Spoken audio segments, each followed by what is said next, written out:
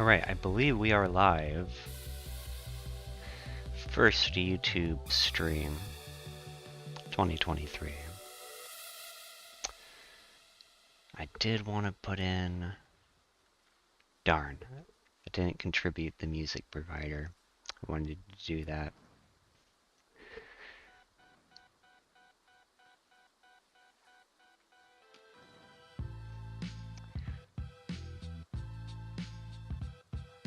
It's going to be an easy day on New World. Going to go over some inventory items that you get, questing through the game. Not every item in Brimstone has been acquired yet, but some good end-game content inventory items that we'll go through.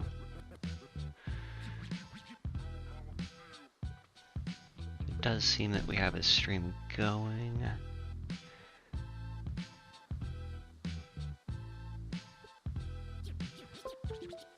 I don't necessarily see myself live yet. It does show me live.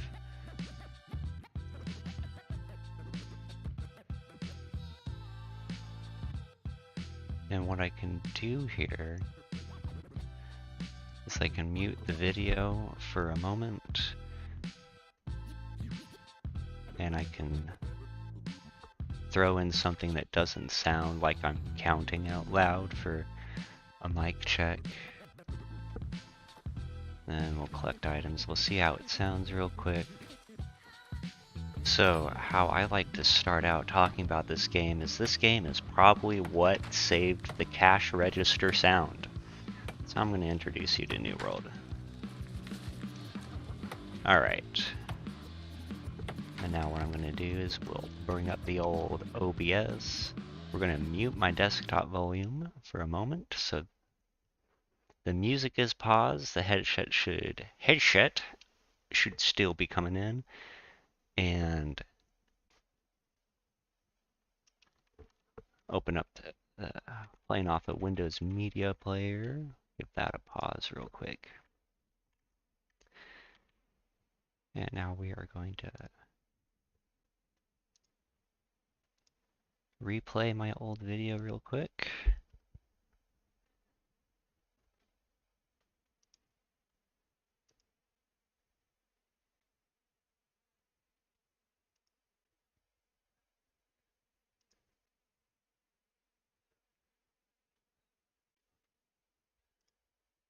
Okay, I can definitely turn my... I'm definitely going to... Thinking about my headset mic volume. We're going to give that just...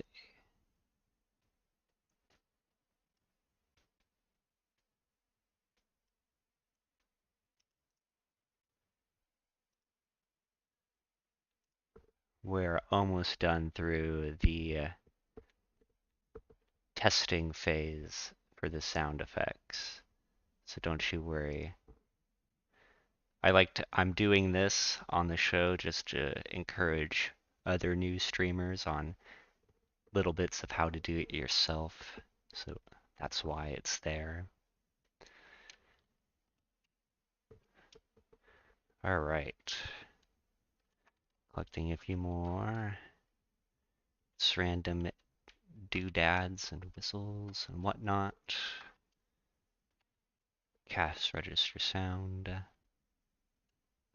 Alright.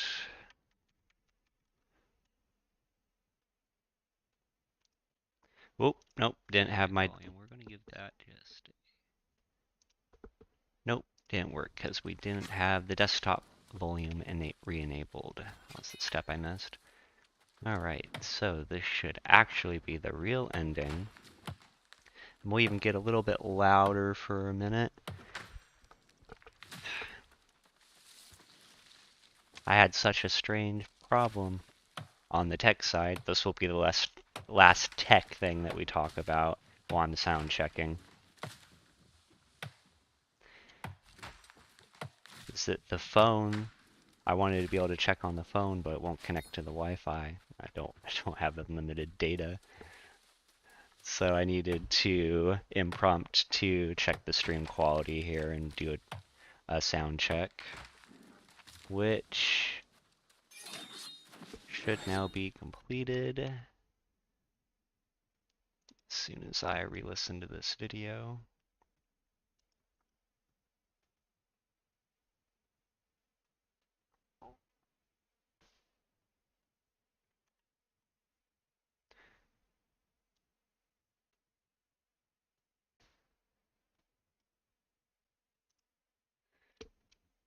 Okay, I think we have it exactly where I want it to be. Welcome on into the stream. Thank you. Actually, you know, one sip of coffees. Hey, it only took 6 minutes to get started. Oh, it's a new mug. I'm gonna throw that one in there too. I know some people caught me just now. Okay. That's why you should always just drink the glasses of water instead. All right, New World. Here we go. We're gonna pull up a seat. We're gonna be fishing. Oh, we gotta get that, I didn't have the music volume. Oh no, there's one more. Ah, it didn't take 6 minutes. It took longer.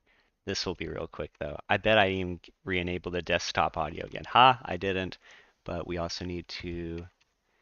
Alt Tab is such a lifesaver. Windows Media Player again. Play the audio, talking about nothing, but certainly not counting, because that's not what you want to do to people. See how it all comes in. And we are going to have to mute that again real quick, and then desktop audio.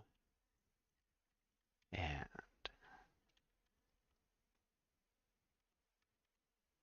back to YouTube again. Re-listen.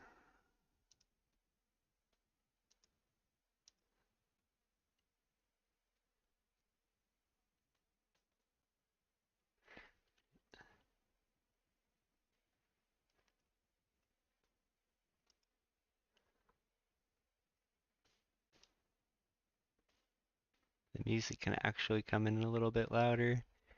Ah, fine-tuning settings is such a pain. All right, once more with feeling, right?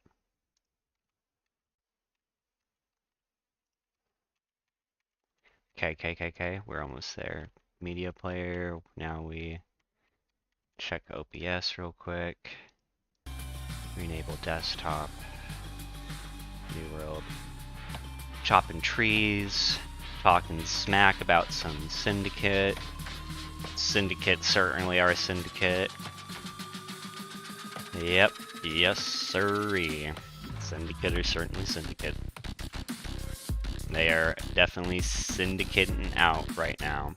Yes. Player versus player. Alright. Boom. And then pause that real quick and go to the latest part of this.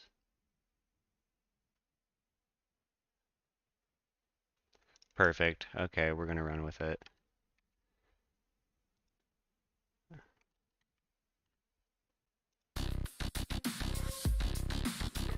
Alright, now we're finally gonna get comfortable with it. Alright, so these are the habits I've built up on New World. I play the game to enjoy the game. Oh, there's two more things I actually need to do. I have not been paying attention to the chat this whole time, because I was trying to take care of that troubleshoot as quickly as possible. So, boom.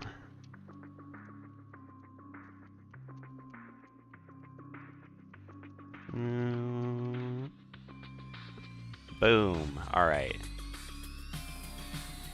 And then we'll bring that to the forefront. Alright, here we go.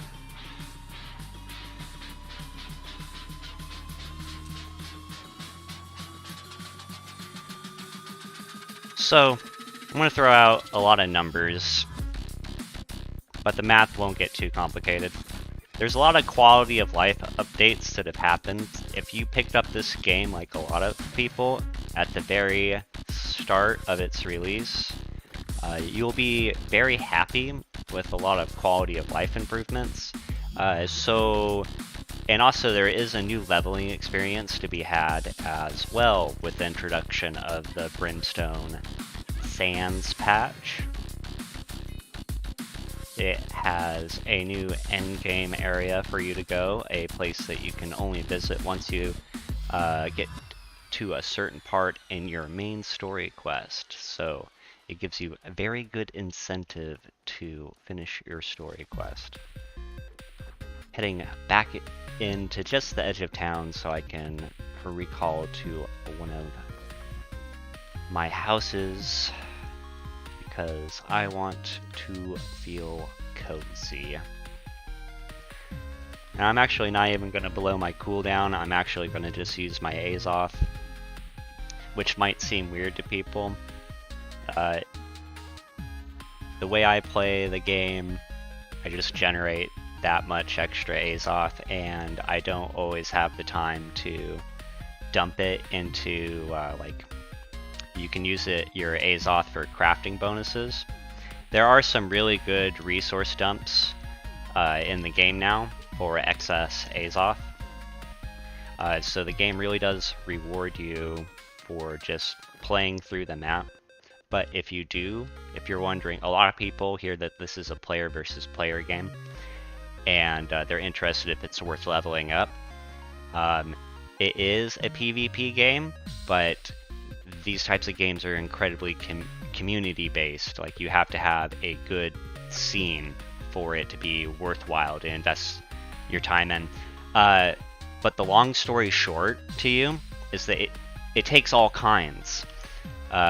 This game is in a state where you can level up your character successfully just through the player versus player. Like, if you just want to do the outpost rushes, if you don't really want to explore the map, there are things for you to play in the game. You do have to make it through the story quest. You do have to make it to 60.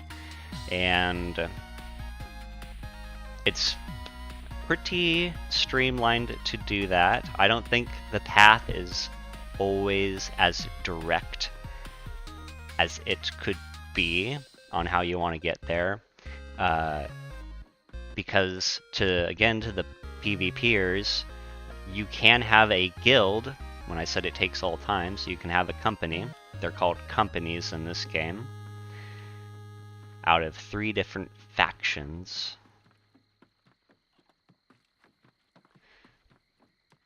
And I lost my train of thought. Shucks. Oh well, we'll use it. It's a chance to get a sip of water in. So these are the houses that you can have in the game. And all of these are items that you can collect or craft in the game. And you have 3 houses. The houses are very, very important. We can talk about the leveling tracker real quick. So when I hit K, I brought this up just to hit K. And we can view the leveling rewards. And I want to point out something immediately. Is that your first home is available at level 15. So at level 15, you want to have 2,500 gold and a level 10 territory standing somewhere. And you want to buy your house. I'm going to tell you why this is important immediately. Because what it gives you access to is every house has these 5 trophy slots on the side here. You're going to have what's called a minor trophy. Let's go to the even. I keep a lot of spare trophies out in even scale. I also want to show off some kind of design aspects. A lot of people just have their storage chests stacked. I want to show how you can actually put items on top of your storage chests and you can still interact with the storage.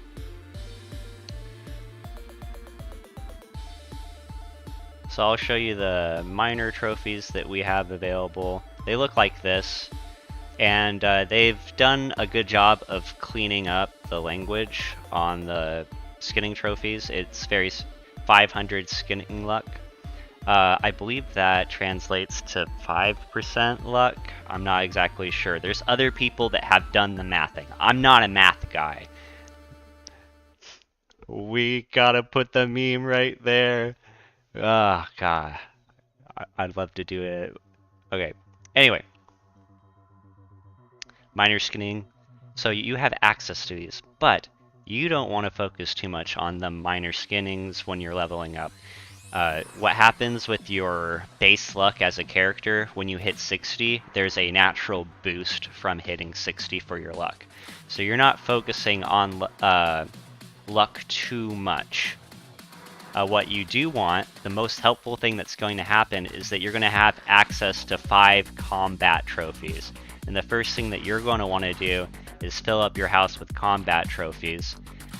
Because what happens is people will hit about level 30 and they'll get stuck when they start facing the angry earth, the tree people. That's a hard enemy type, and then some people have trouble with the ancients. They get stuck against the skeleton archers, and they have a hard time there. Both of those areas start getting introduced about the level 30 mark. They've done a good job of... and then the third enemy is there's humanoid enemies, and they're usually corrupted of some sorts. And everyone else on the island, there's a Soul Warden. Everyone's immortal at this point, but I'm not sure that everyone is what a Soul Warden is. So on your main storyline, what you do is that you have this rod, and you put your soul into this rod. You go through a Soul Warden ritual of the island, and you have immortality now at this point. So one of the other things I want to introduce to the game is dying is a completely normal thing. It is lore that you die. It is not something that you should shy away from. It can get expensive. I'm rocking the whole fishing gear. So, oh, there's my buddy over there. If there's anyone that I wanted to give a shout out onto the servers, it would definitely be... Oh, I don't think I would say... I always call them they for short, so I don't want to... But should I give it my best shot? I think I'll give it my best shot, because I don't think people should be scared about messing up. So, Ve Allah is really easy, and I would say, how I'd say this, let's see, Shika, Ve Allah Shika, Ve Allah Shika. Yeah, put the emphasis on the front. That was a good tip that I learned, is that a lot of Western put emphasis on, like, the second syllable? Am I saying the right word? I always got that was the part that messed up in grammar, is that I can construct good languages, but I don't know. I always mix up the words of the language with adjectives or syllables. Not so much synonyms, or... What was another good one that I said recently? So this is something else, a really big tip that I want to show people right now about getting the endgame content that people don't talk about, is that how is my storage so full right now? And that has to do with how the market works and how fulfilling buy orders is. So if you buy stuff off the auction, we'll just go there real quick. This quickly became an introduction tutorial. Oh, can't walk through that way.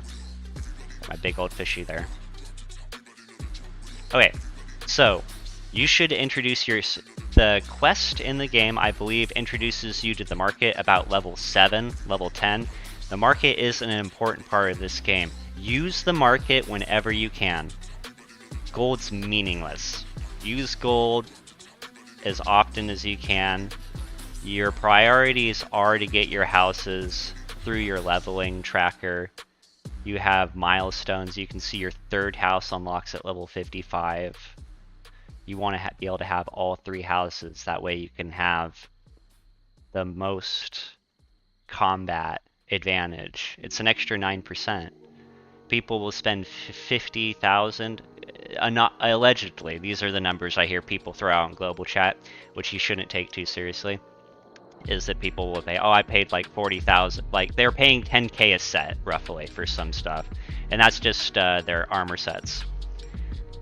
There's something else I want to point out really quick to people, because I know this is going to be a really long video, but I just want to get, I'm info duffing a couple of just quick tips here at the start of the video, kind of for myself, because I'm going to go back and clip some of this later. But if you have any questions, I do have the live chat up, and you're welcome to throw in any questions you have. So this guy is important. If you want to understand what the economy is supposed to look like, go to your faction representative. Okay, you see the price of this? This is a level 15 sphere. It costs 125 gold. So when you're buying gear and stuff, that's what this item can be on the market. And usually it'll be good deals, like 70 gold, 80 gold. That would be a reasonable price. But let's like go to the level 60 content, you know, like, or let's 45 is a good place to start. So here's ones that you get at 47. They cost 600 gold. So on the market for the swords, 600 gold. Now these are the weapons, and again, let's see again.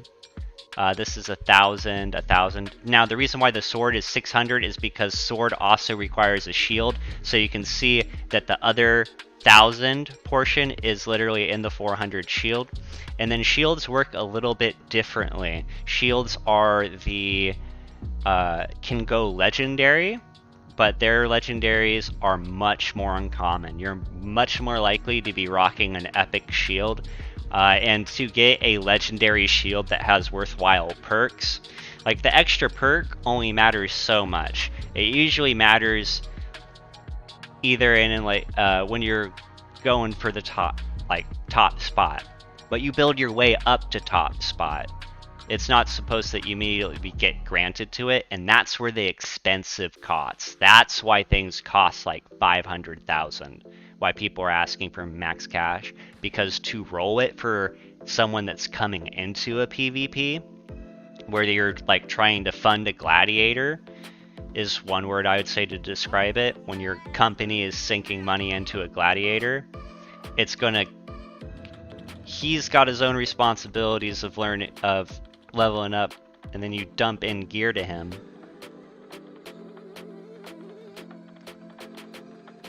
It is possible to do that, but it's very expensive. I don't think it's worthwhile to do that for, like, if this game.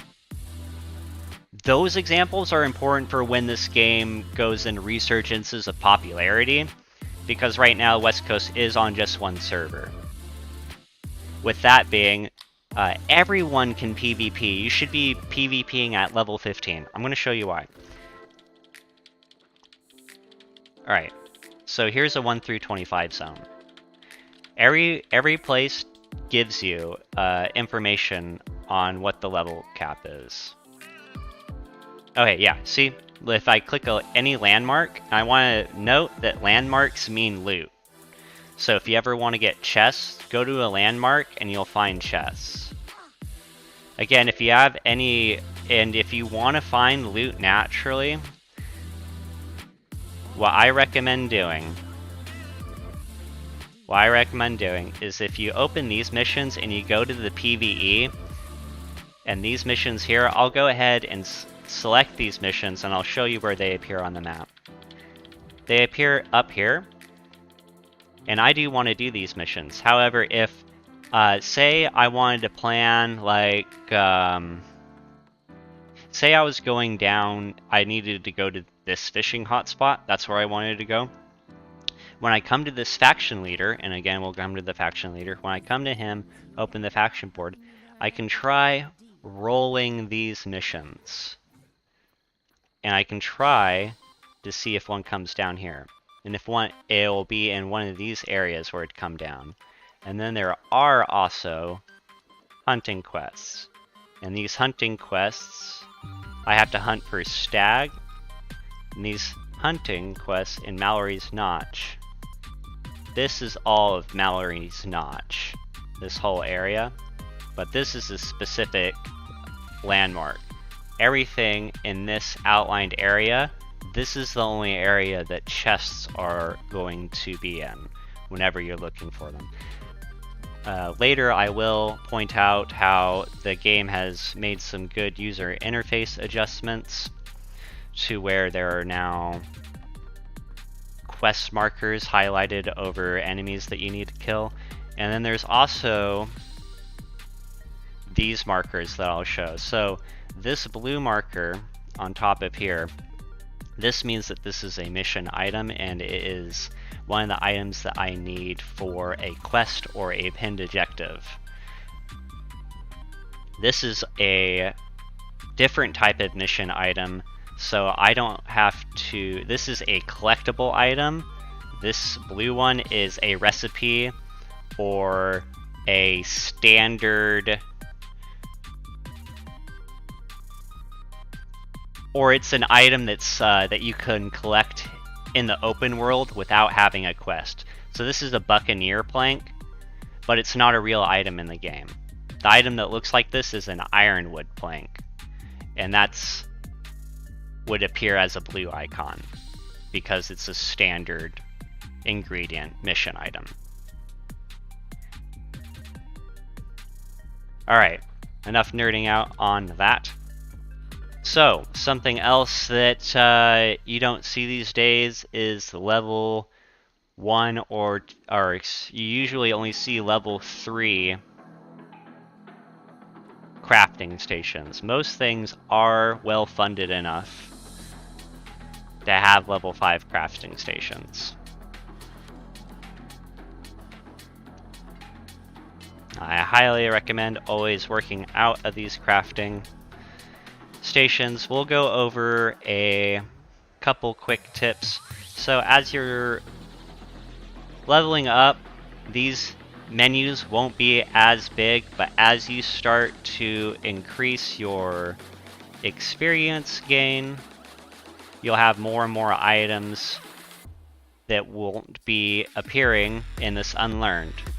So usually when you first start out, there's learned and unlearned. And the learned tab is a whole lot more empty than the unlearned tab. So once you have so much stuff learned, you need better ways to manage your inventory. There's filter settings that you can use up on the top here. An easy one to have is if you have the materials for it. So I can just see what I can craft real quick.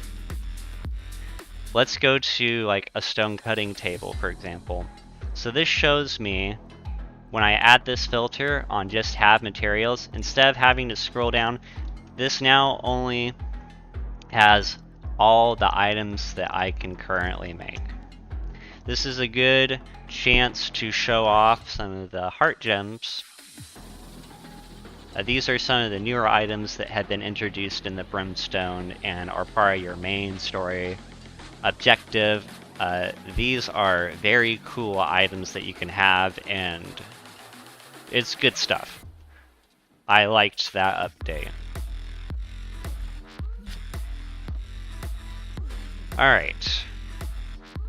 Now, I think I got totally sidetracked, but I do want to show, if you've been tuned in this long, I originally was trying to make it down in the market, trying to explain that once you hit level 15, that, or level 7, I believe, you're actually introduced to this market. Now, I don't like standing next to everyone else. I like to have just a little separate area, and you can interact with the trading post. So you can see that there's a lot of this stuff that's just for a penny. And let me tell you, it's absolutely worth buying stuff for a penny. So we want to go to buy and sell orders, and none of this stuff is too important. But I do want to show that I'm backing up what I'm saying earlier. So we didn't view the level 60 items, but if you look in the faction house, a level 60 sword that's about this gear score would be 2,000 gold.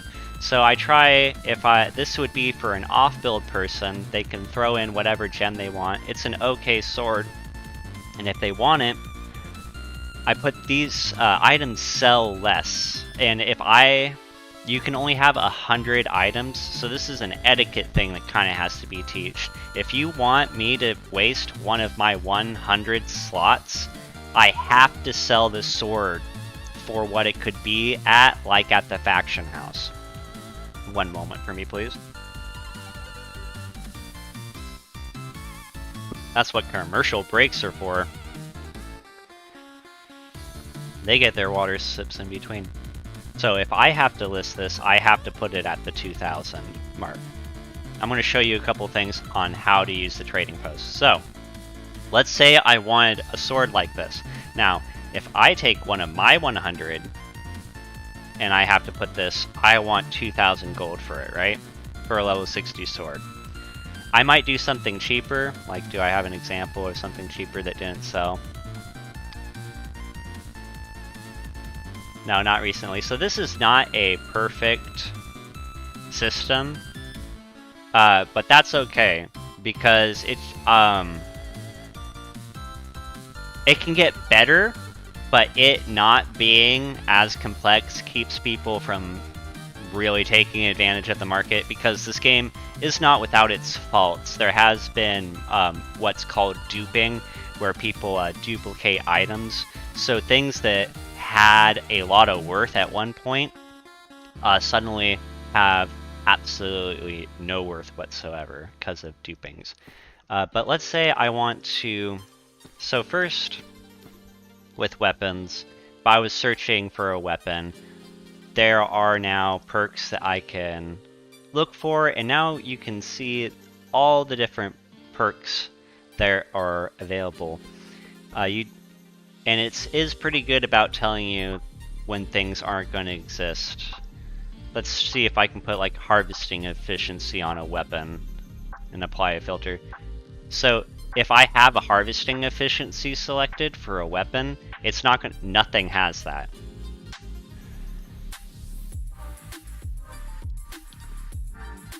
Now let's look for, let's say I'm just looking for something with accelerated lights and brace. I want to try out that perk. And all perks are worth trying out. Perks are very powerful only if you use that spell. So this, real quick, it's a really good idea if you want a weapon to just see what is available on this market, because there's lots of stuff that has really cheap value to it. But why is it this price? Why is it 10 gold and why is it not 2,000 gold? And this is another update to the game, is that there is now, let's see if I have any in my inventory, there is now these repair fragments. So take a look to read that. This item can be salvaged for a large amount of repair parts. It can be brought to a forge to extract materials, fabricate items, or to be used to gain weaponsmithing experience. And it tells you it requires 100 weaponsmithing skill. And when you take it to those, you create books and you get direct increase on your trade skills. I went from 150 to 191.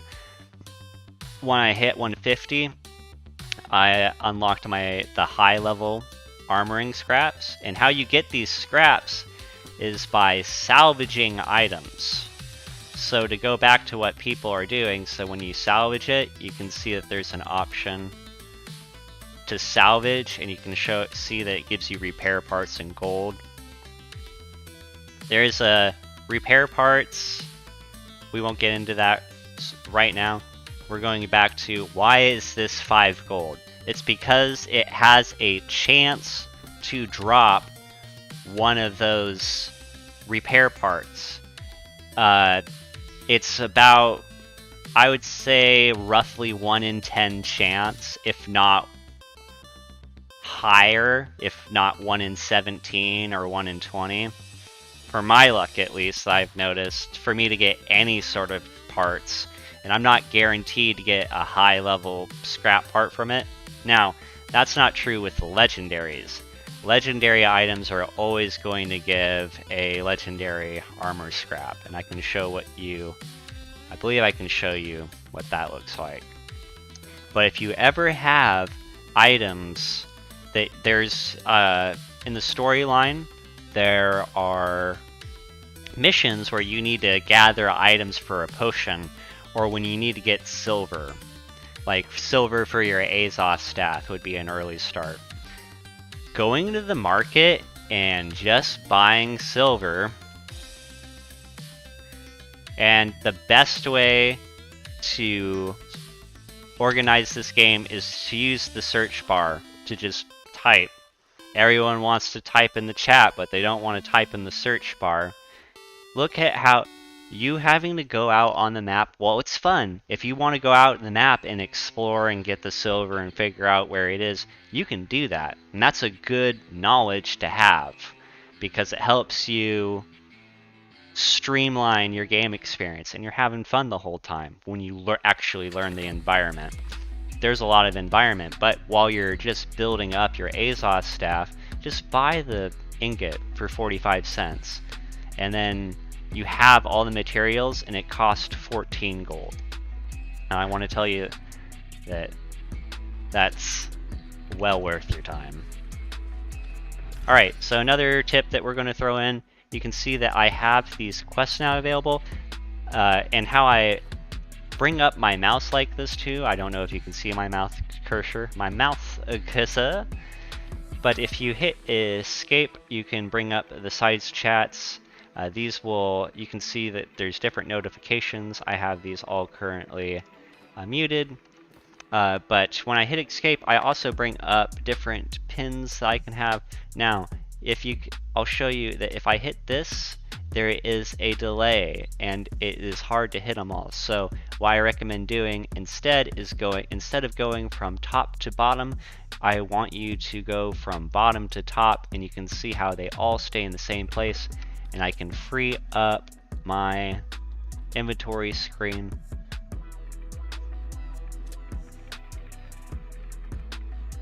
And this is Weaver's Fen. I spend a lot of time in the Fen. Something that I will also... The Fen is a much nicer place because of the road buff bonus. There's now a 15% move speed bonus along all this area. Perryville is a recommended level 40 area, level 5 players. This goes back to the PvP. So, the best leveling advice I can give you is to have PvP on by around level 35. By around 45 is when you want to start PvPing, because about 45 is the halfway mark in total XP. And what I mean by that on total XP is that...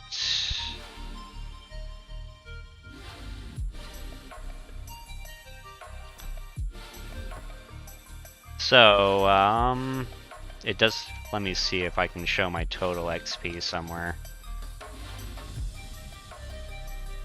I think it only gives me expertise now. Okay, so down here, it would show you total XP on this... Aha! There it is! Okay. So this is the total amount of XP. The core cost is 1 million XP to get to level 60. Plus 1,060. So level 45, you're at 500,000 XP.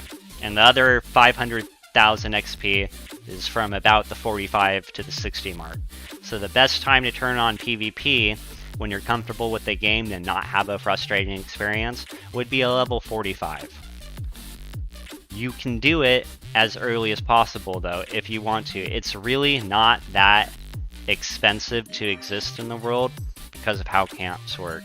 And we'll go out and I'll show you what I mean by that real quick.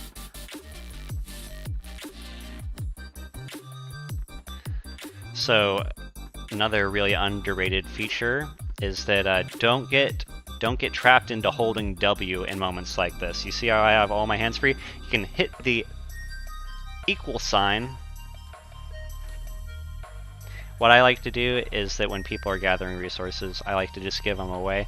I'll straight up give anyone resources that are coming up on the game. The thing is about these resources is that they're all 100% renewable. Okay, so we're far enough out, and we're gonna make this. So this is a camp tier 5. Camps are super important. So what this does now is this creates a spawn point. So now there's a spawn point here. So if I die within 500 meters of whatever area, I'll come back at this spawn.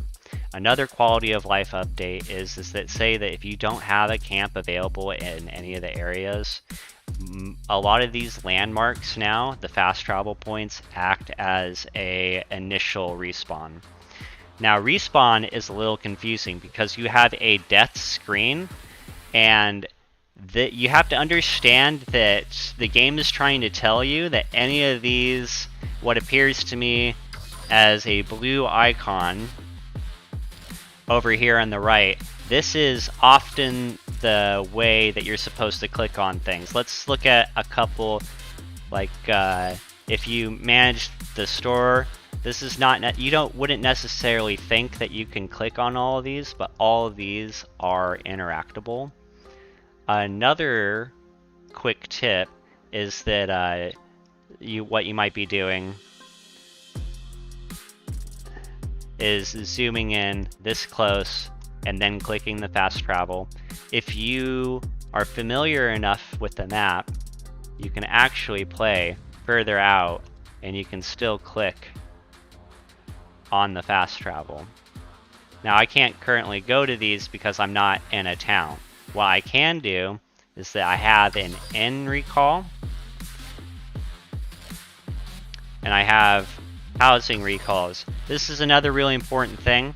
I know we're going to talk about the houses again, and about just buy your houses as you unlock them. I'll show you again that you have your first house at level 15. You get a discount. You want to get a 2,500 gold house.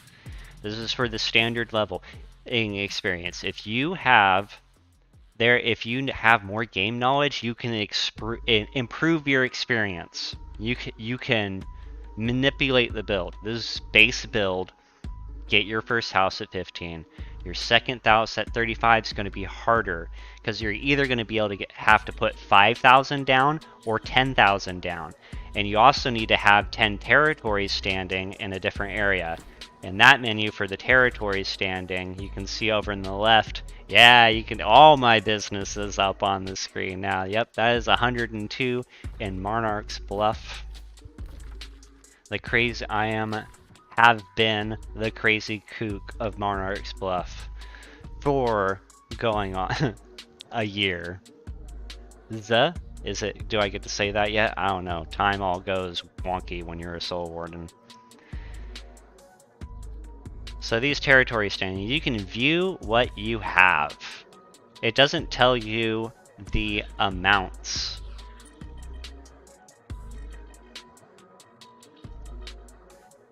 But it's not too hard to figure out what your amounts are. And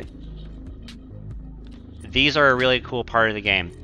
There is no wrong way to build your cards. I will tell you that right now. Anything you do can help you in some way. You can't possibly build a broken character in this game. The most you can do is just be inefficient with your time. And that's not even a bad thing to do in a video game. It can be a really frustrating experience for some people getting used to this type of game, because there's a lot to this game, and a lot of to talk about a critique of the game is that early on there's a lot more intricacies in this game. There are all these different towns, these auction houses in each town used to be their own independent store. You had to physically go to this town or fast travel to the town and manually buy and sell from that market if you wanted to have the trade value. They made a change in the game pretty early on where they linked all the trade posts together. And that is when they made clear on what audience they were appealing to.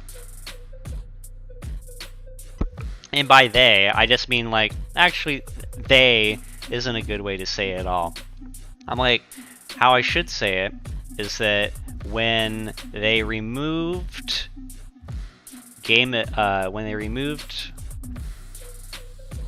that economic uniqueness, ugh, that's a big word. When they linked all the trading posts, the people that liked that part of the game became less interested. Because that was the cool part. They had to go gather around. It was a really good crafting aspect. The thing is that I don't harp on it too much, or I'm not worried too much about it because they can reintroduce that mechanic back into the game, and it could be fine because of the Azoth changes that they've made. So you can see that how Azoth travel used to work is that it used to be based on your inventory weight. You can see instead, so you might remember it costing 600 Azoth if you had like 700 pounds or something.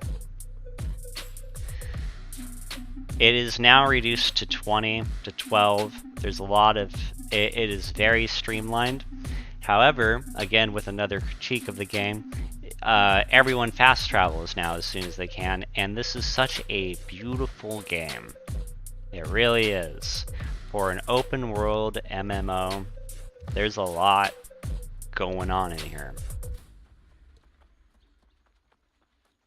This area just happens to be pretty depressing. I live that cloudy life, so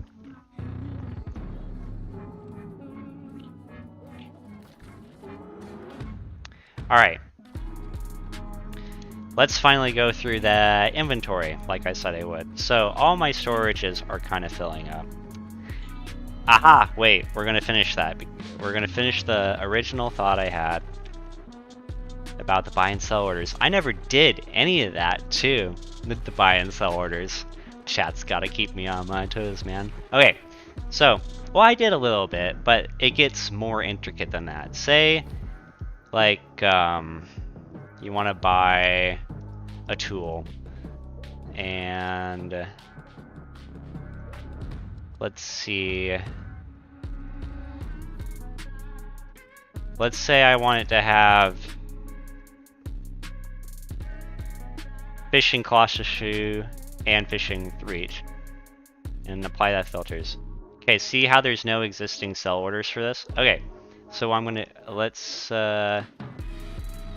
take that out just in case. Okay, so it doesn't have any, right? Okay,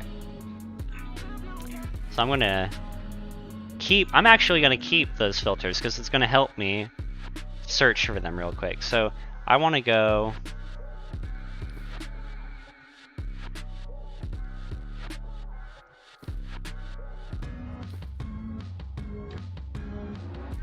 Huh.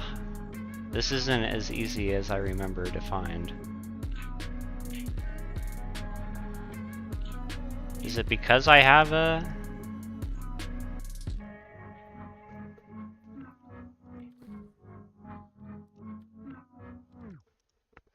That was weird.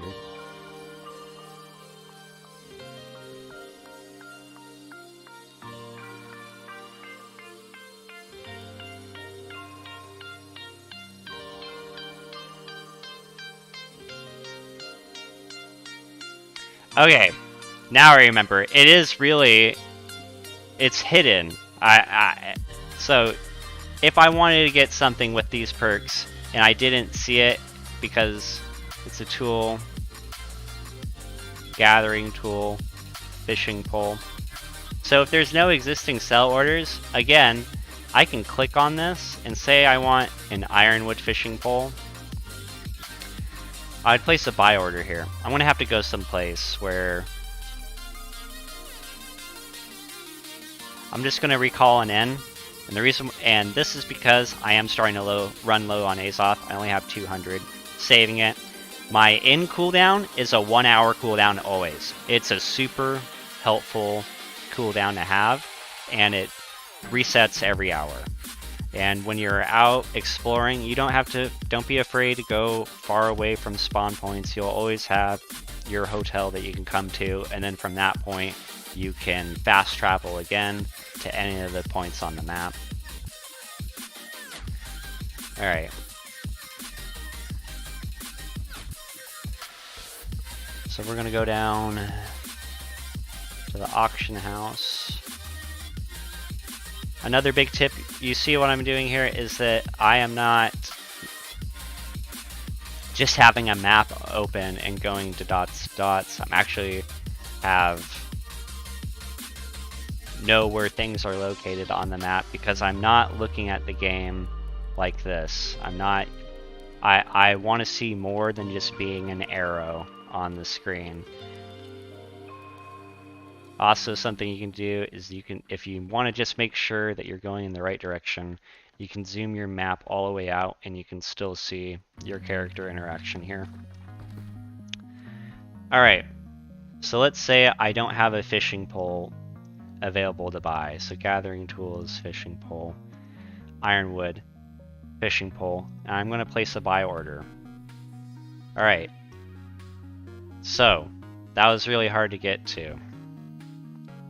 So when you're looking for stuff, a tool specifically, like you need a fishing pole. When you're leveling up, like a weirdwood fishing pole might not have Colossus 3. It might not be possible to get these at all. So ironwood, place a buy order. We can add perks, and this will show you all the perks that we have. I'm gonna say I want an ironwood fishing pole with the water alignment perk. And this is a really cool introduction that they had with Brimstone Stanzas. Now your tools, instead of what you might be familiar with is that you had an option to extract Azoth when you finish collecting a node. Now you can make perks where you can collect motes. So this is a very easy way to get some extra magic material in the game.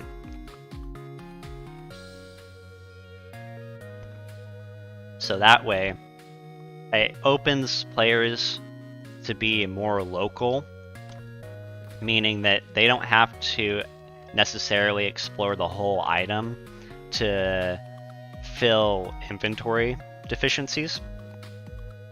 Like say they have a bunch of fire mote, but not so much soul mote, just because all these places, even though all their auction houses are linked, all of these different zones have different ecosystems. Alright, so let's go back to the house. I'm going to go ahead and just recall, because I want to put a house recall on cooldown, because I want to show people why you don't need to grind to level 30 territory standing for your house. It's unnecessary because people are like, well, I don't want to wait for my cooldowns. And to that I say, I'll show you.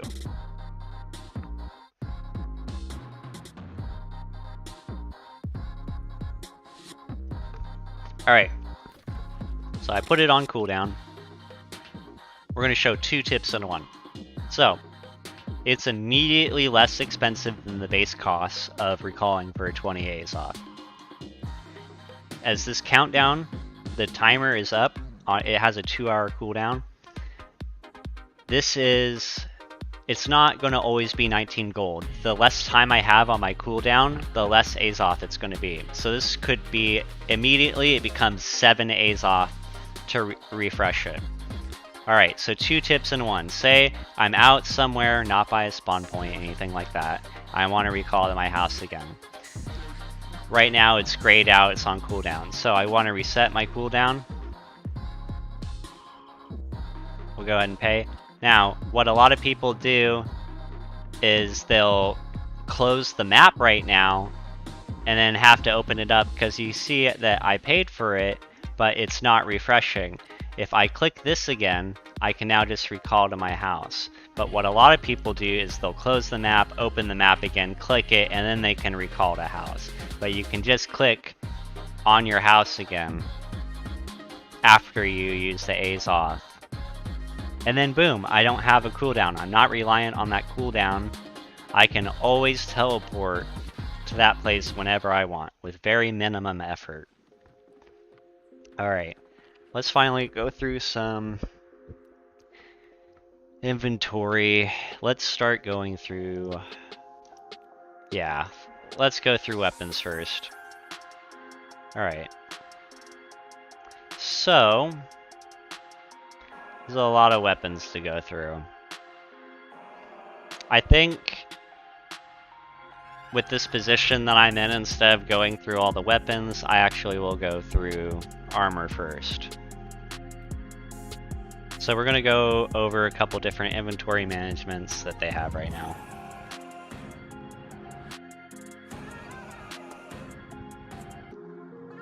So currently, how it's set, you know how this is it? Oh good. I guess it doesn't, checking out the stream again real quick. Doesn't look like my face is too much in the way. Okay. Just because it's armor, though. So this is currently... Again, these are items that we can click. So this is by weight. This is by gear score. This is by tier. So you can see a lot of tier 5s. Not all of them are necessarily legendaries. The difference between a legendary is you can see this has 3 perks. This has 4 perks. 3 perks, 4 perks. And I don't want people to get caught up on having all legendary gear. It's not important. And I'll show you why. Because this is legendary, right? But if the only extra perk it has from an epic is just one of these perks. So do you really need to be 42%, generating 42% less threat? Is that really any different than having refreshing toast and refreshing evasion? So don't get hung up on having to spend 20k on jewelry. All this jewelry that is here, equipped on my character, is just stuff that has been dropped through questing. And a lot of these items actually have just been drops. Another user interface update that has been made is that you can see that this is grandfathered. I got this before the change, so it already has its icon. But this is after the change, so you can see that the red, or the icon of the helm, is now glowing, and you can see that this is a purpled and this is glowing. So it wants to be clear to you that you can upgrade this equipment using umbral shards, which are these. This is some level 60, which you use to upgrade your expertise. And this new type of border wants to make it really clear to you that you can upgrade this item and get the extra perk. So there is the next update that is coming, we're actually going to be getting better inventory management. So the game is starting to move into more quality of life updates, and it has been working on player versus player balances, and those changes are also coming in with the next patch as well.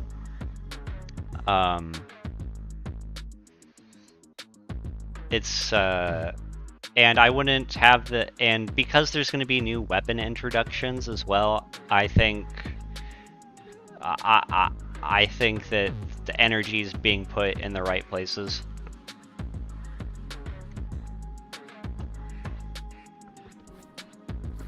Alright, let's go through. So we have to get rid of some stuff.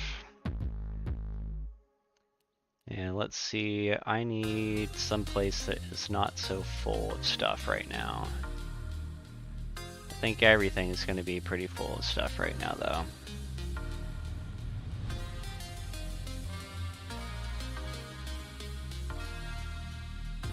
Hey, that one's not so bad. Okay, so we're gonna...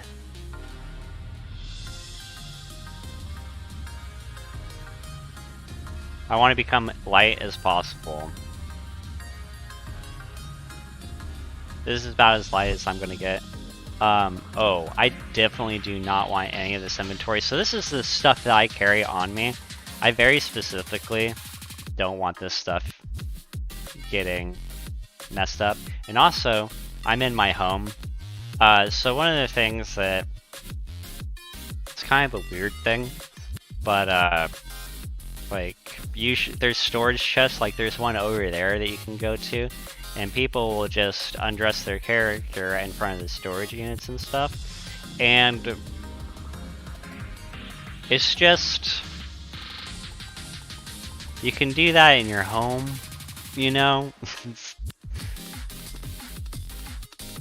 no one can see my player here. Anyway. This is a game immersion thing, I guess. Alright, so...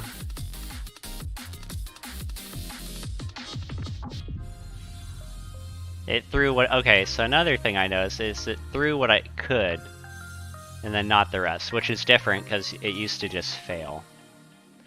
So... I want to put this in one of my houses. Brimstone might be the only place... Okay. Make sure I don't have weird stuff in here. Okay, no. Alright, I'm gonna throw my... Ah, that filled up too. Gross. This is what I'm talking about. Why I'm gonna be clearing my a lot of my storage here. 400 in craft mods. It's another thing we could work on. We'll do that during the stream too, as we'll reduce that down some craft mods. I don't know if I'll talk too much about the science on that.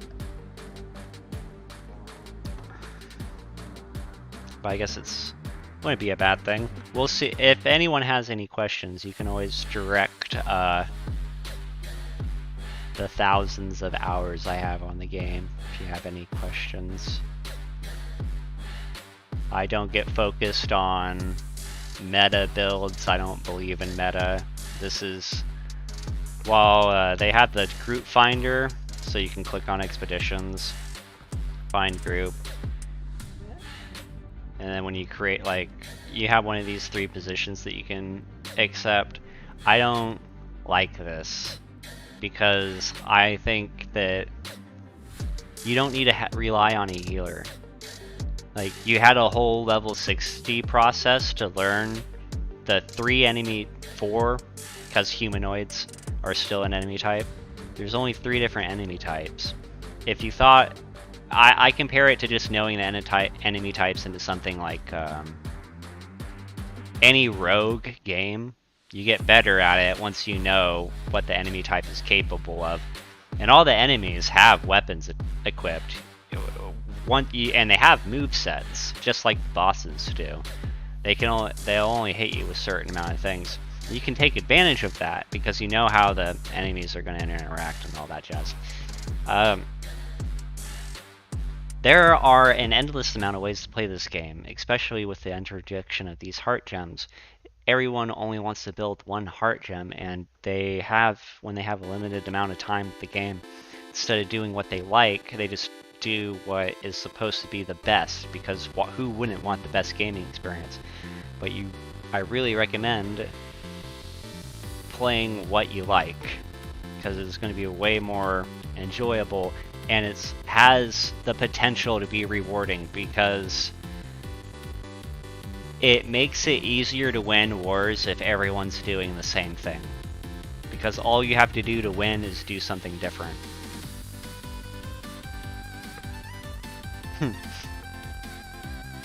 hype with the music on that one.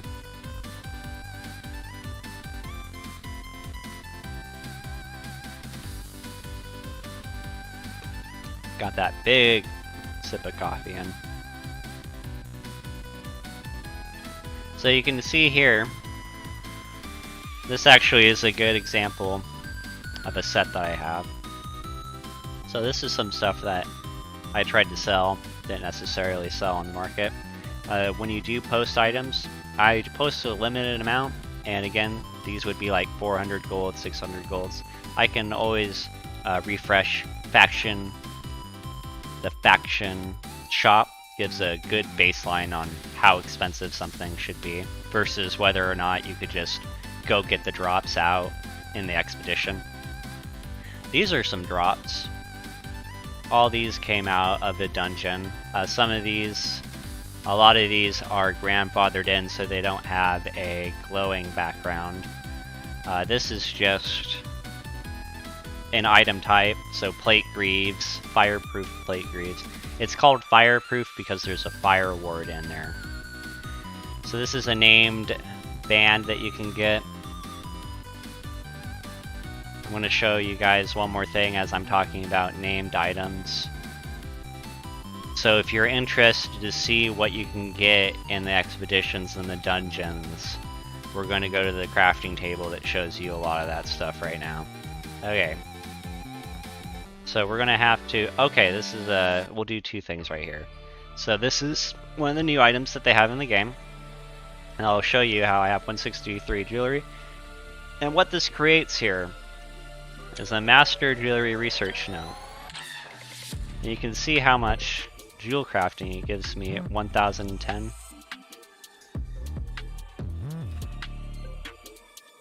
So those are always worth. And that's why the items have a base price, why they're going for 10 gold. Because they have a base value. Really though, they have more like an 800 gold value. If the perks are actually worth it, it should be it has the potential to be 800 gold, etc. So something that we have to do here is that we want to turn off have materials for this, because we don't necessarily have all the material. Okay, so I'm going to go ahead and close everything real quick. Okay, so there's expedition replicas is something that has been introduced. So this is something that you can build on your leveling process. The dungeons are available to you at 15, I think is when you're doing Armorine. 20 required. Yeah, okay, it must be more 20 because I'm looking at the level requirement. So these are all the items that you can get out of the Armorine expedition, all the armor. So these are none of the weapons, these are all the armors that you can get, and also what you can craft at the station.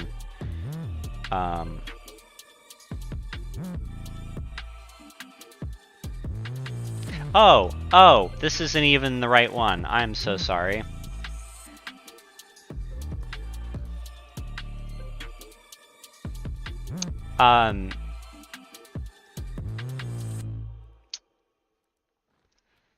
Oh my goodness. No, this isn't even the one I wanted to show you. I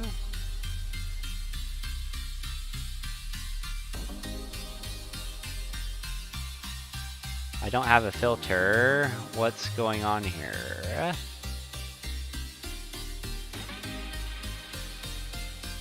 Huh, it's not showing them. You know what? It's not impossible for it to not have.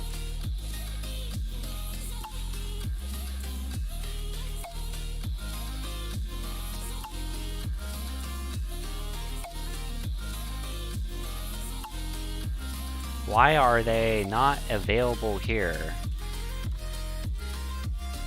It's so strange. Is it because I don't have any of the materia? It must be because I don't have the materia. Okay. We're going to finish this train of thought because this train is not derailing.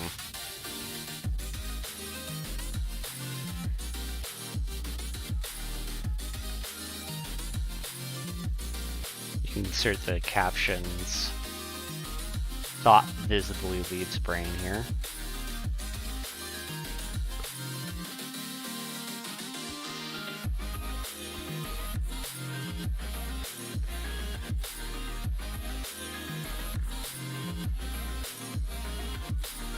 Alright. So we're going to run back to one of the stations. I'm going to show you all the expedition replicas that you can get. I'm not sure why it wasn't showing up in the other menu. I'm going to be, I can't say that. Okay. So this is from the event. This is some of the extractions that you can do with the infused weapons, fragments and such. Okay, here's the menu. I don't know why this menu wasn't coming up. Unique expedition replicas. This shows, and it's because, the reason why it shows is because when you complete an expedition, you gain this materia. And this is a, you might not understand this, but some things in the game, even if you have all the filters off, furnishing in particular, if you don't have the special item in your inventory, it won't give you an option to craft it. But this isn't something that you have to figure out at the end game, because it is, to level up to 60, it's very important to level up your trade skills too, because these trade skills give you experience towards level 60. Everything you do gives you experience to level 60. So you gotta understand, when people say that they're grinding it out, you gotta understand that grinding is not something that's supposed to happen mechanically. You're supposed to lubricate the experience. And someone's gonna clip that. We'll see what type of chat we propagate here on YouTube. It is my first time on YouTube. No, second time? No, first time YouTube. Yep. Alright, back to the expedition replicas. I got so excited I found it, never talked about it. Okay. Now that I have the materia for it, I completed the mission, got some materia for it, it'll show me all the different gems that all the rewards that I can get out of the expedition. And I can show you the difference. So pre-patch or pre-update, I guess, Armrine expedition was just a level 20 to 35 expedition. And its gear score was tapped at 395. With the introduction at the mutation, it becomes a level 60 dungeon, and you unlock this item, which is 590. So because it's 590, that's a very important number for explaining gear scores, because 590 is the minimum to be upgrade for an item to be able to upgrade to 600. If you can upgrade something to 600, you can upgrade it to 625, and you can use it for endgame content. So all this stuff, you don't have to rely on the market. You don't even necessarily have to rely on... you don't have to rely on the market, because it's likely that while you do this expedition, there's a chance for this item to drop in the first place. And if it magically doesn't drop, you are bound to get enough. Now, how this works, though, for the mutations.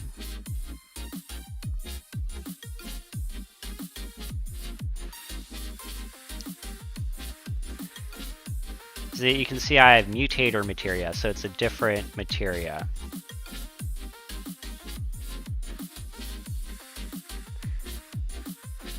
I want to say the reason why...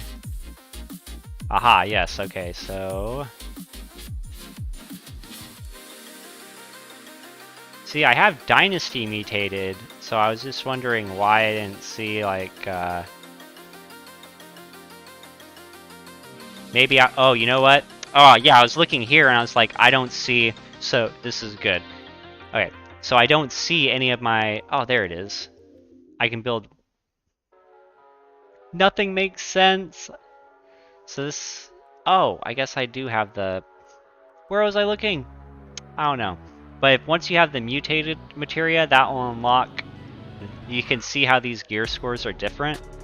So, pre-mutations, when you do Dynasty, which is a great place to grind gear. It's a great dungeon to do. It has a lot of orichalcum that you can mine from it. So if someone has 300 strength, it's great to run through that. And also, it's important to note in that expedition is that the orichalcum can respawn. And then there's another thing that this game is really good at explaining to you what you're running into. So when this says, let's scroll on this expedition, let's actually... Okay, sorry, I was getting confused because it's mutated. To simplify it, let's look at something that's not mutated. So we have a standard that's also mutated. There we go. All right, the Armorine. Okay, you can see it. You can see here, recommended level 25, minimum players 3. 3 level 25 players that know what they're doing can finish the Armorine excavation. Now let's look over at what Dynasty says. Okay, it's up at the top here. This is the mutation, and we'll explain this next. This is recommended level 55, and you need 3 players. So, if you have a 5 stack of 60s, you don't need a healer. You don't necessarily, especially if it's just a regular where you're not dealing with these mutations, you don't need someone healing full time. You can play the game better than that. The way that people are playing the game is as a clicker, and that's fine. I want to stress that that's fine to do if you want to do stuff in 10 minutes and playing as quickly as possible. You need practice to be able to land your shots. If you're trying to do a PvP, you need to warm up somehow, and the AI gives you a really realistic opportunities to practice your combos. That's moving around, it has different abilities. It's really, you're practicing your reactions, your dodges. It's really important to do in expeditions. So you need more thought than just click, click, click, click, click, click. Because there's different types of attacks, there's dodge mechanics, there's that attack is different than this attack, which is different. This is not a fully charged heavy attack. There's a longer drag back. But where you click, how you click, all matters in the player versus player environment. Where you're standing will affect your critical rates. So headshots are a guaranteed crit. Backstab is a guaranteed crit. Plus you can have additional perks such as things like backstab damage. Alright, that is a good first start. We went solidly for over 2 hours, so I'm going to throw up an intermission sign here in a minute. If anyone's been tuned in and wants to throw up a question in the chat, go ahead and try to do that. I'm also going to Alt-tab real quick to see what these notifications are about, so hopefully this doesn't make things too wonky.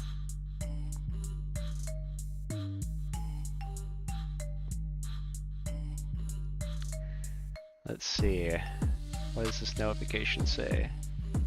A new subscriber! Thank you, the Toasty Mango. I do appreciate it. Okay, so I do believe that this will be alright, and I want to just throw up. I don't want this text. Ha, that's my recipe. Okay,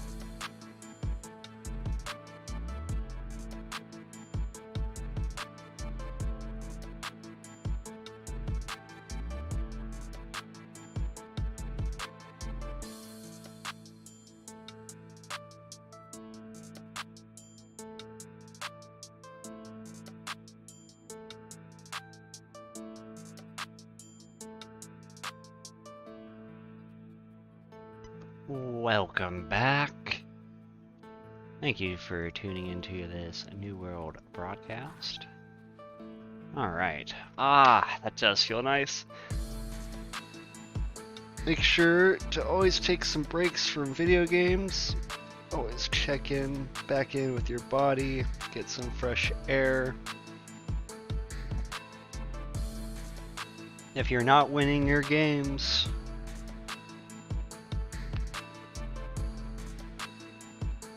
just try focusing on your body a bit.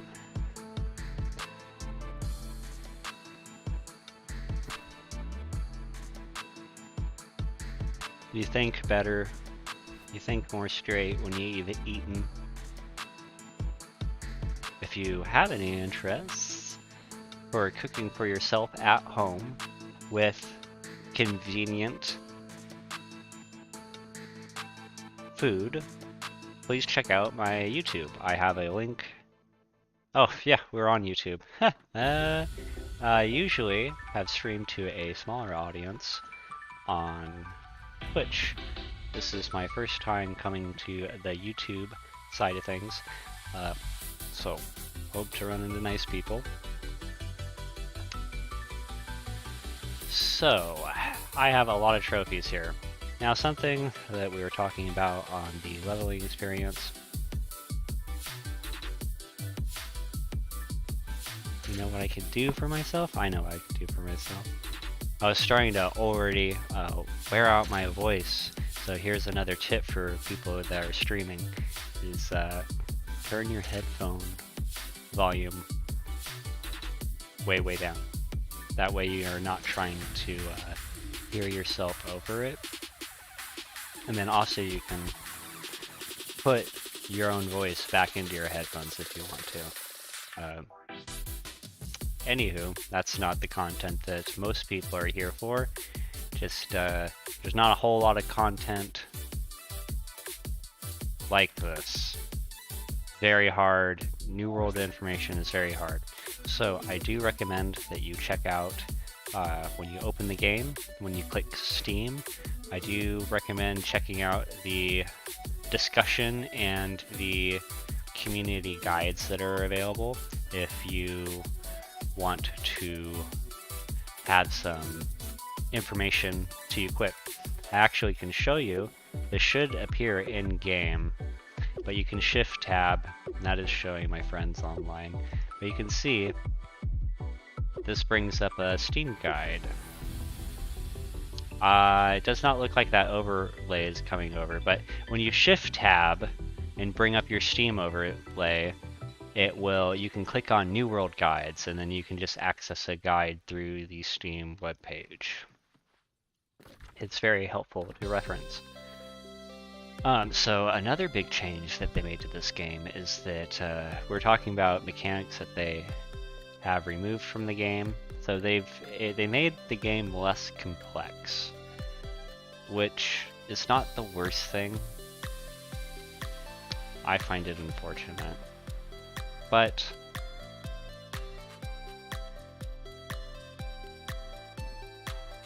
they have the potential to put it back. I've been getting hung up on that issue. Pretty big. So we just came back from an intermission, and don't worry, most of this YouTube has not been this rambly. We went over a lot of just basic knick-knack stuff. Did cover all my bases on most of it. However, some of it did end up being scattered-brained. We're back in one of my houses here. This house hasn't had too much love. It hasn't been one of my favorite places. I do enjoy how this is fixed. For a long time, in this house in particular, the smoke was coming up from something outside of here. And it does look like there's no more trees popping through my house, which maybe some of you guys have seen stuff like that happen. So I have curtains on most of my windows, things like this. This is where I keep my trophy wall, so this one's very cut and dry. When I hit B, I can actually have the option to see what trophies that I have up, and you can see most of them I have are my minors or my basics. So I want to note that on most of these guys, a miner is a green item, and you can see that this loot luck is 100. Or sorry, is blue. And that's because it unlocks at a slightly higher level. So these trophies you can make yourself. You don't have you have the furnishing to make these yourself if you want to. And if you don't have the furnishing for it, they are not that expensive on the market. It's not big materials that you need for it. And this is very important when you are leveling up. And then for your end game, it's important to start thinking about your lucks. And with what I'm doing, I'm always running against corrupted enemies, so this is a permanent. And then how I adjust my other trophies. If I want to view all my trophies at the same time, when you hit K, it might be on your attributes or your weapon mastery, but if you hit bio, you can actually look and scroll down, and you can see all the trophy buffs that you have in each of your houses. And then you can also see the bonuses that are going on. Now, these town product bonuses are specifically if I have a house here. And this is one of those things where I said people weren't paying attention to the meta. This is one of those things that is worth noting and paying attention to. What it is that there's a theme on what type of buffs are going to be thrown up in certain towns. And we can go over where you can look that up. But you can also just do it from right here. So First Light, I don't have a house in First Light, so let's go to... Okay, so we're going to do two things. We're going to look up a place that we don't own. So this syndicate has taken over everything. Okay, so Brimstone Stands, where are you?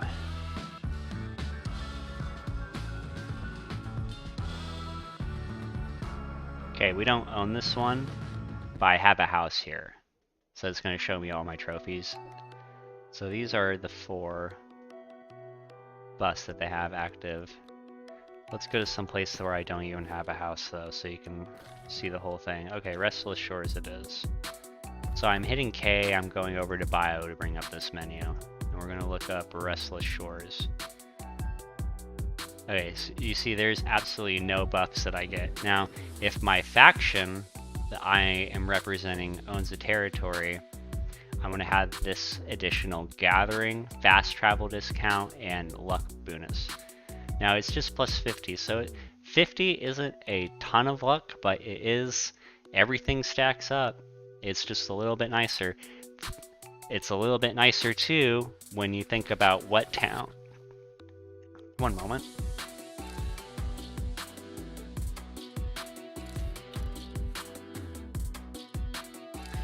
What towns have what expeditions.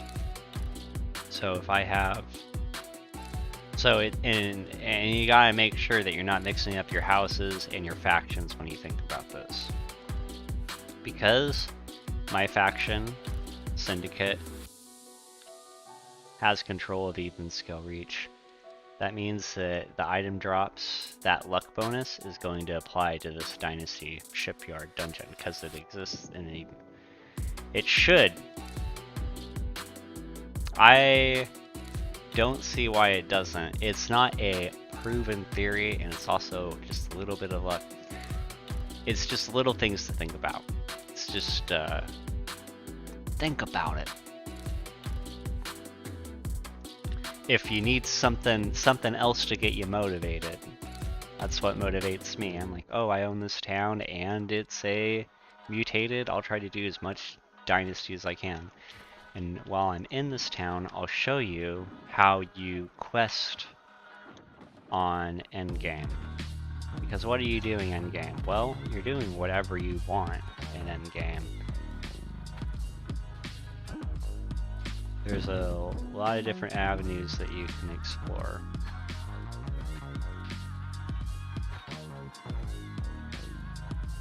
So I'm talking to this faction representative, and there's quests that you can get.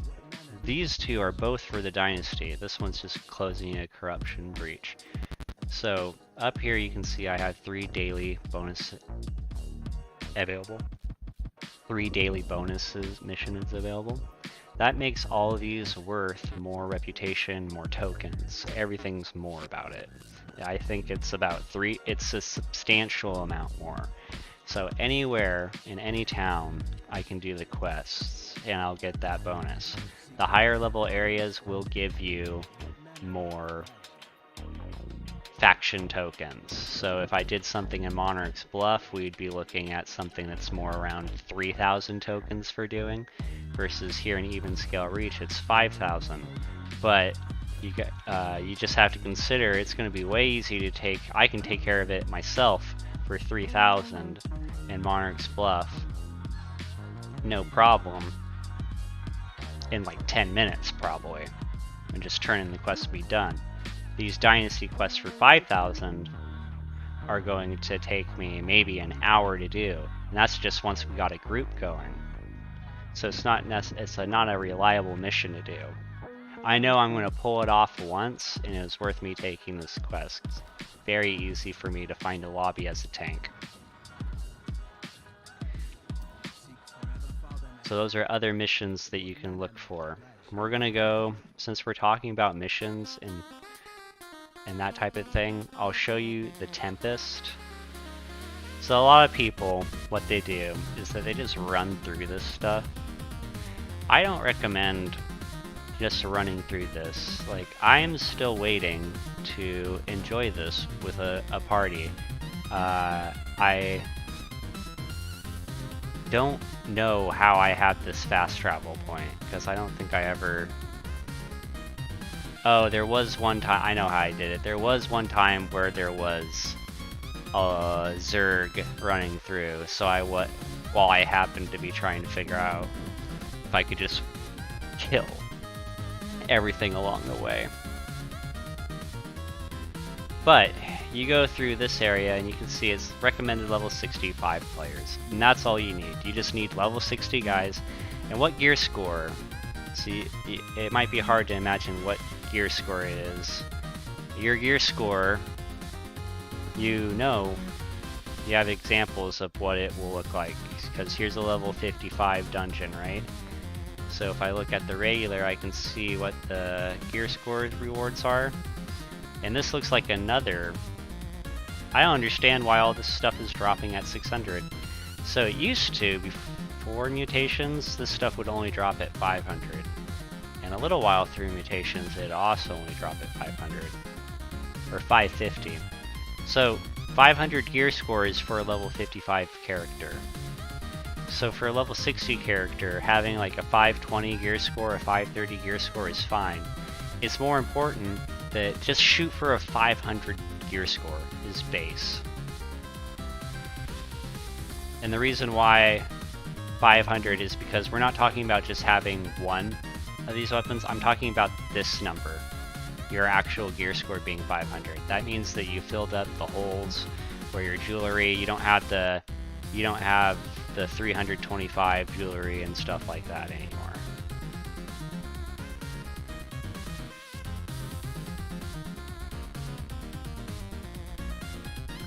Alright, so we're going to talk... So, once you hit level 60, that is when you have the option to buy your third house, and that's when your priorities are going to change a little bit. So, I've talked a lot about the leveling process, moving forward on some bad information early on about not buying your house, trying to get to 30 territory standing in an area, and, you know, you get refunded money for buying a house now. So when you move out of a house, you get half of the money you put in it. So just you need to build up. To not get stuck in this game, you have to build up to the economy. And I can talk about that in a lot of different ways. Because I guess an easy way to explain it would be through health potions. You don't start the game chugging the biggest health potions. Yeah, there's a level cap on this. You have to be 60 to do that. So this is endgame stuff. So when you hit 60, why do you think you're just going to be getting a chug infused health potions all the time? Well, the reason why is because you can buy them off the market under their value. So that's good news for you. But it does have a cost to it. And if you are playing very little and you're not necessarily savvy about how to generate income, that could be a big cost to you as a player. So you need that's why you need to understand how to build up your economy. And it was only one level ago that you were using a whole potion grade lower than that. So there's the long story short of what I'm saying is that using the strong version and not the infused version, that's a strong, that's an infused. So they have, you can see it in the health potions. That's a weak, common, powerful, strong. All have different levels, so up to level 20. And then you get a new one that gets up to 40.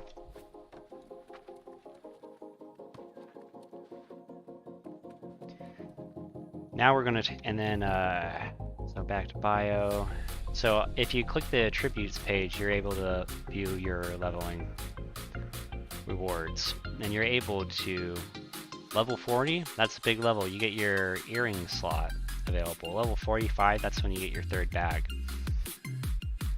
Your third bag slot, this is when your priorities can start shifting, and if you haven't hit level 50, ooh, I hit G, or G. If you haven't hit level 50 with some of your trade skills, I highly recommend doing that. There's different ways to level this stuff. So your gathering should be the first thing that you level up. It's very easy to get things to level 50. The next thing that should be happening is your refining, and then what you want to do is that your mining, when you click this, you can, again, you might not understand that these are clickable items, but as you're leveling up, a really helpful one to know would be tracking. So that when I click this, if I was like say level 57, it would tell me what level animal I could skin up to. And this tells me when I can get the animals tracked at. Same thing with the Arcana. This is the base stuff that I can make. This is the arcane research notes. This is really important, so all the loot that you get can help you level this up, because you're going to have tons of stuff and you're going to be salvaging tons of stuff. That's going to turn into these research notes, and you want to use that stuff, but you have to level up your character. You see how once you get to level 50, that's all you need to do. Getting to level 50 in anything is very reasonable to do. You start getting access to these research notes, and then you're going to start making the jumps. And this is how you should break your jumps. Getting my first jump, I wouldn't be making a ton of this stuff. My first jump, looking at the Arcana track, would be getting to level 25, because that's when I can start refining this if I want to. My very first jump might be getting to level 11. After level 25, my next jump on this would be getting to 50. So I had some of these weapons that I could be making. And doing this early on is incredibly beneficial, because again, leveling up any of these will level up your character to 60, and if you do it at a low level, let's look at some stuff that you can make at like level 40, at level 50.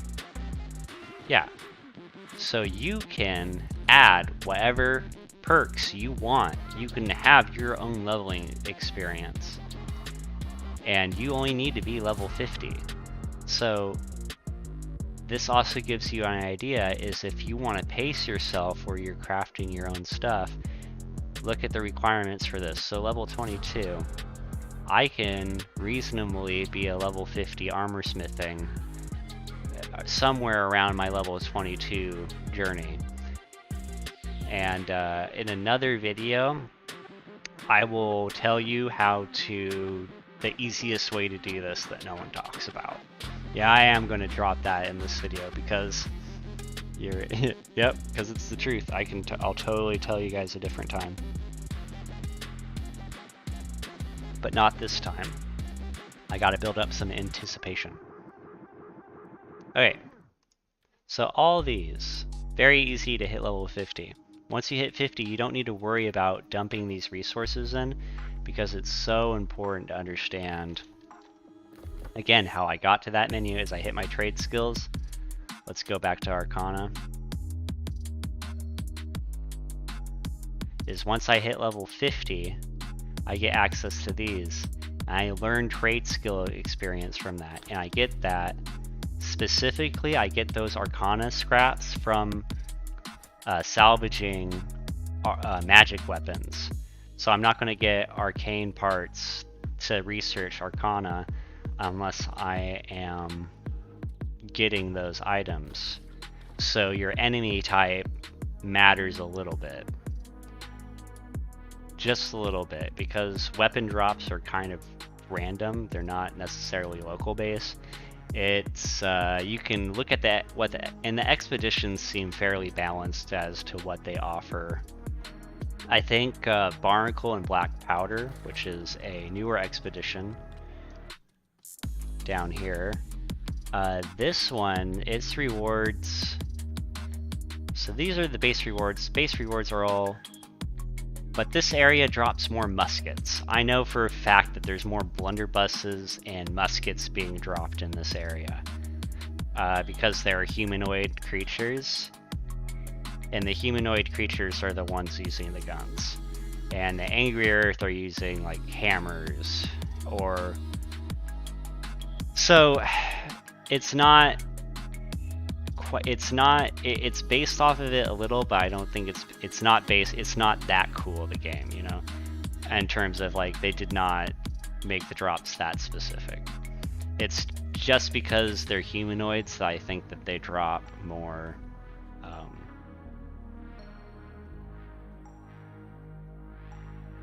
engineer parts. So we were talking about Arcana parts, and then I made the example that this expedition seems to drop more guns than other ones I've seen.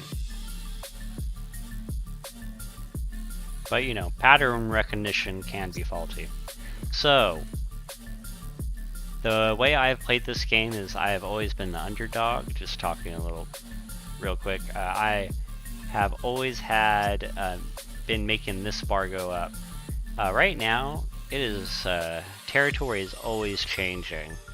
Like faction influence is something that you can take part of, but it is a whole different world out there because there's a lot of stuff that happens off game, unfortunately, that is not as bad anymore because of the introduction of leaderboards.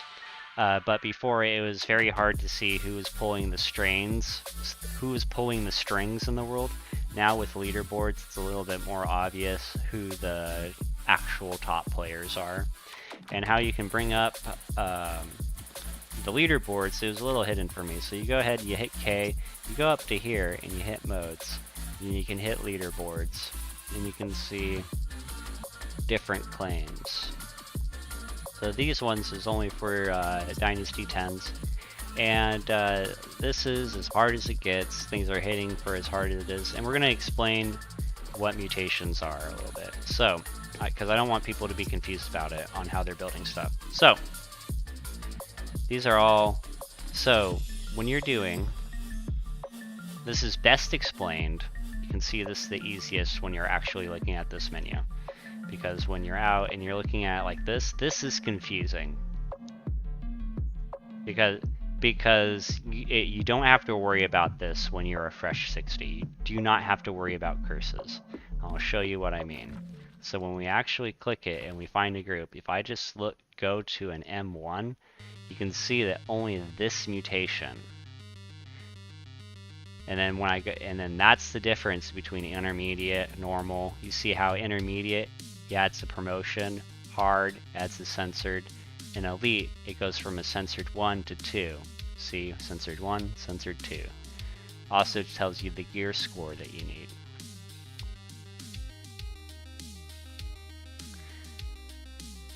There's additional rewards that are able to drop. So this is, you can see that a lot of sword options are going to drop, etc. You can just see these earrings, these are guaranteed drops. These are guaranteed drops, so again, you do not need to always rely on the auction house or something, because these will just drop for you just from doing the expedition. This has not been fixed. I might have to make a forum post about this one, because no matter what the expedition, it just says 1 Humble Shard, and it is a hard thing to report. If you ever run into some sort of glitch or your character's experiencing something, the best way to report that is to hit escape, go to settings, or sorry, let's restart that. The best way to report something is to hit escape, click the menu, and submit feedback. This will give a lot of information to the developers. You can rate your experience. I try to balance my good feedback with my bad feedback, and then be polite while you're in here. I really do want to encourage that. Like, be straight to the point. Don't be traumatizing the people that have to read this. So, because we do have so much players that have taken over, we have a lot of these available, which this is just a little extra something. It is only so much. The food cart is really nice, and it's just little things that you can grab, just things that you don't have to be on the market. What it really does is that if it was more balanced out, depending on what's going, there's a lot of nuanced stuff that happens with like how much extra resources are generated in the game.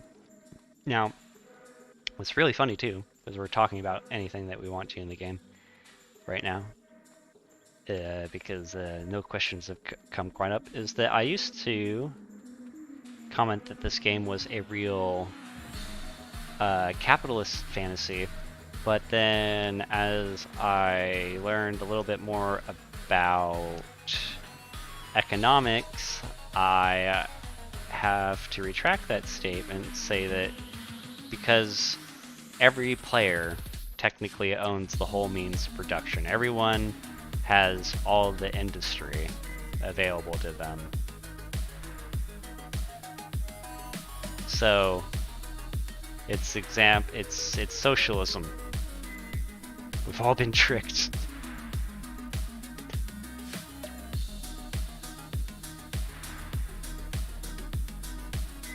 I'm going to explain, and so when you're leveling experience, if you want to, it is worth increasing your gathering. If you're not going to, if something falls out of pace, it's really easy to buy it from the store. And I'm going to show you. Let's look up, so raw resources, and we're just going to look up Greenwood is a good example. So I have to take off these perks. I'm going to X them out because it's messing me up. So there's 16 cents. There's a certain amount of time it takes to chop a tree. There's a certain amount of wood that you can collect in a certain amount of time. So you gotta understand what to compare it to. So something else I've told you to compare it to is your faction representative. If you want to know what armor should be, what the armor value is supposed to be. Let's look at your faction rep. Gosh darn it, I lost my train of thought because that guy said he was looking for an M8, a tank for an M8. Ooh, that sounds like fun. So what you get 500 gold for completing an expedition. And then you get 500 gold for closing 2 monoliths, which are these types of corruption portals. I want to note those are level 60s, but there are, when you're leveling up, there's no corruption in that area. Brightwood has to have some, right? This is so funny. Those aren't the right levels. Okay, fine. You can see that this one's just level 45. Closing one of these will give you a lost sack of coins, and that is 250 gold. So you close 2 of them a day, and you'll get 500 gold. The other 500 gold comes from completing an expedition. So any expedition, it can be a regular expedition, and you can get 500 gold. So you do not need, and also when you get to level 60, you do not need 5 players to do a regular dungeon. You only need 3 people to start it. So if you're having fun with your friends, the minimum you need is 3. And you can make it through. It is possible. It's not impossible. It won't be easy. You're not making record time, that's for sure. So, but let's take a look at what record time is. And it's kind of ridiculous. Some of it's like 11 minutes time, so this is maximum score, but we're going to go to clear times for an M10. So Dynasty can be cleared in 16 minutes is the fastest time it's been done. And these are the players that have done it. And this is what I mean, that this gives a really good view. This is so nice because now it doesn't feel so dominant. Like, it doesn't feel like just one company is actually controlling everything. Because usually these companies I've seen have the Discord numbers, so they're able to initiate the wars and stuff and get into the battles, but the people that they have are getting taken advantage of, because I want to show you how companies work. So I hit F4 to bring up this treasury. Say I'm the rank of governor, we'll represent that forever. Just because I haven't seen anyone that wants to try to run a company as I have wanted to. I want to throw it out here because I'm not trying to gatekeep this methodology. Big word, sorry. So when you first get invited to a company, you're going to be a settler. That gives you an access to the company chat, and you can make deposits to the company treasury. When you're it's only when you become an officer that you can invite other members. You can make other members officers. So any other settler, you can also make an officer if you are an officer. The biggest one is that you can withdraw a daily limit from company treasury. Okay, we're going to look at something real quick. We're going to look at people around town.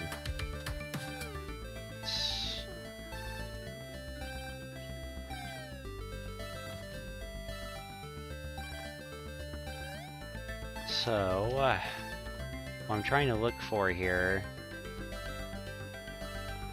is their rank, which I don't... Ah, there he is. See, this person is actually part of it.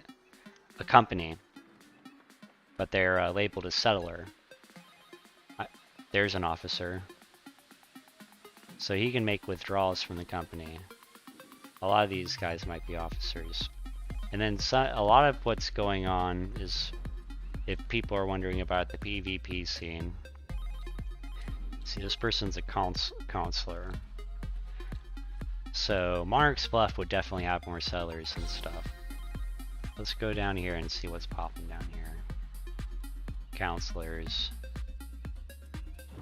officers.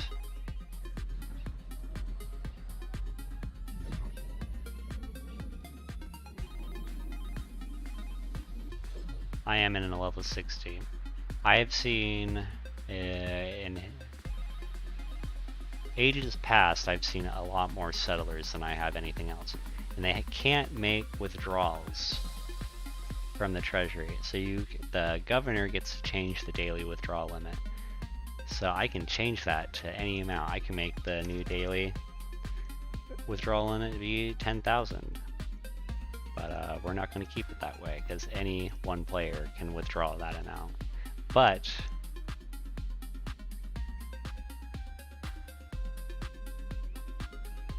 put it back. And that is something really important for players leveling up, to be able to have access to even just 200 gold. That's huge for a level 30 player to have access. That makes them never run into the issue of mining too much and not being able to afford to craft. We shouldn't be letting people going through the level experience go through stuff like that.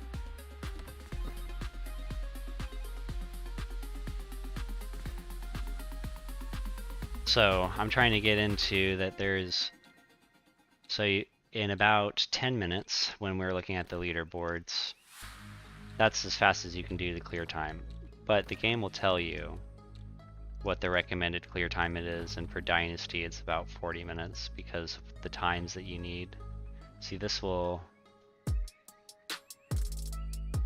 tells me the gear score, available rewards. So something that I was explaining with this is that when normal, man, I wish I got that all in one segment.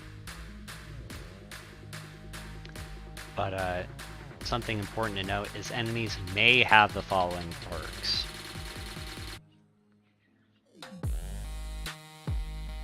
So not every single enemy type is going to be dealing bonus nature damage or bonus fire damage. It's only the enemies that have these perks, and those perks are shown underneath the name of the enemy type in a yellow text bar.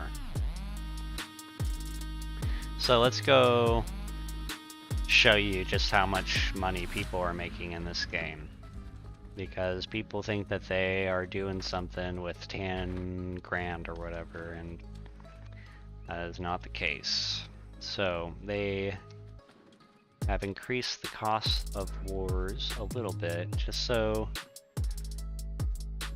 people couldn't so easily self-fund a war, just because they made it a lot easier to make a base income in this game.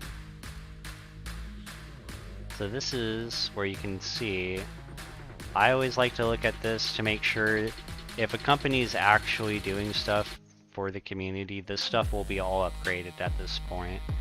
I've seen a lot of people, or a lot of companies, that a sign of them like taking advantage of their taxes is when stuff is left tier 1.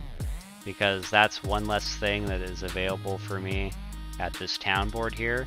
You can see that there's no, if I have a level 1 whatever in my town and it's not an active project, this is one less thing for me to be able to level up. This is one less thing for me to be able to click. So what are they spending their taxes on? And we can take a look at what the taxes are in each town, because there is a governor's desk. So you can see that this is their current period. We're going to view the statements. So you can see, and this is how you can tell how active a game is. So February 9th, it was really popular. You can see how many unique individuals were coming in based on how many property upkeeps. So if you're wondering, the player base has hardly changed at all.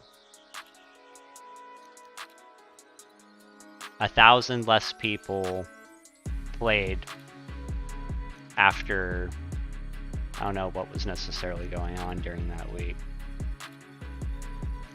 Valentine's Day. But the players returned. The Krakus event started. Okay.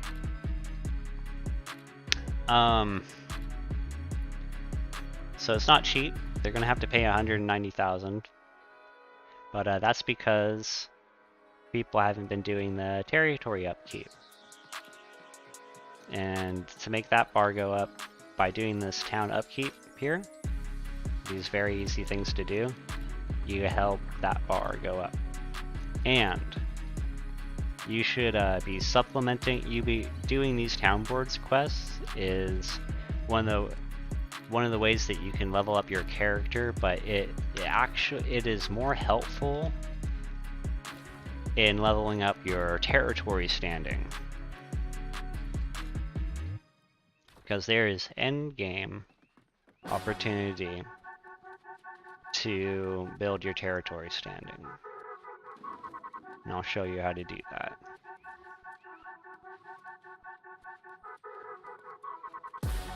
And then we'll get focused more on items. But this is so we're going to go in the end game, show this table is really important to what they added. So this is just a crafting material, and you can see that there's an Azov sink. So if you're able to, this is just something that I have access to. There's other resources that you can use. And then these are some of the items that you need. You can see gypsum. And I have different levels available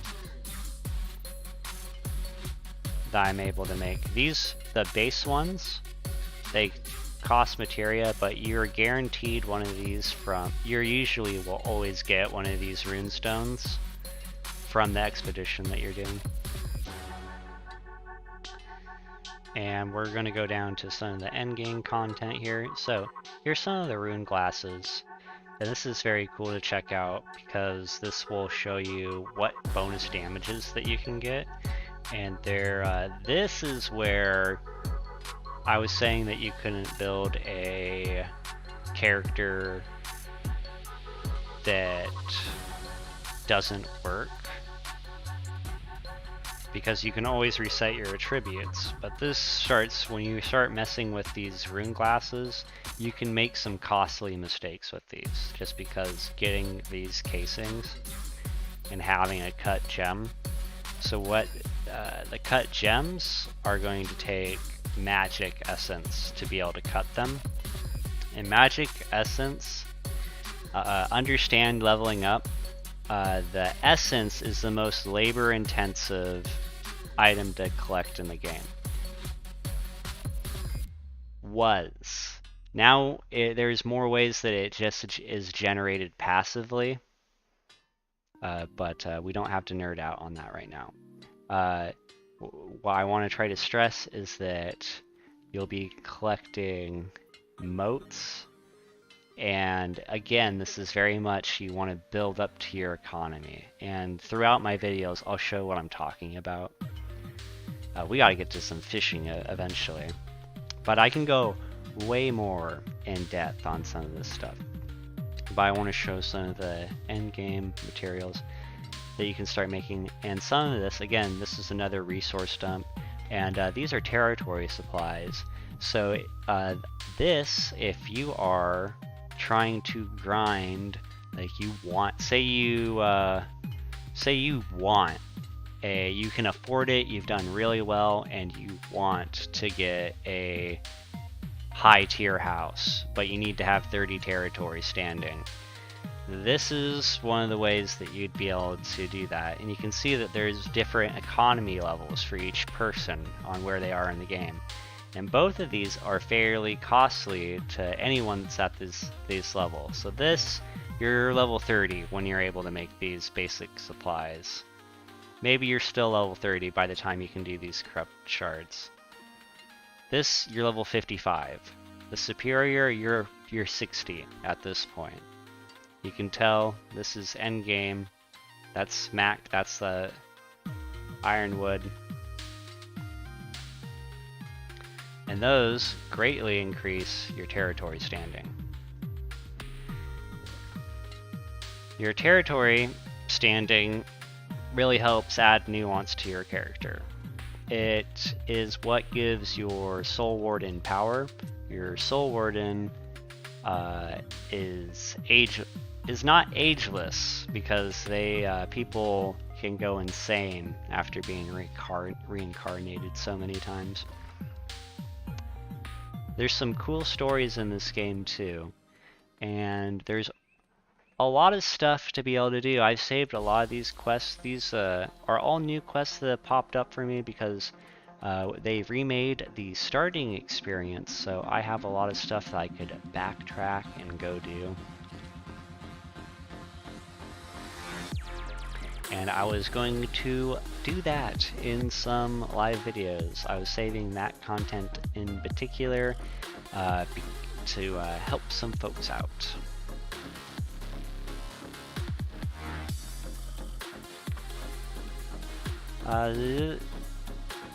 While we're just strutting around town, I can also show that the gypsum kilns that have been added. So these are topazes, and different topaz comes from different things.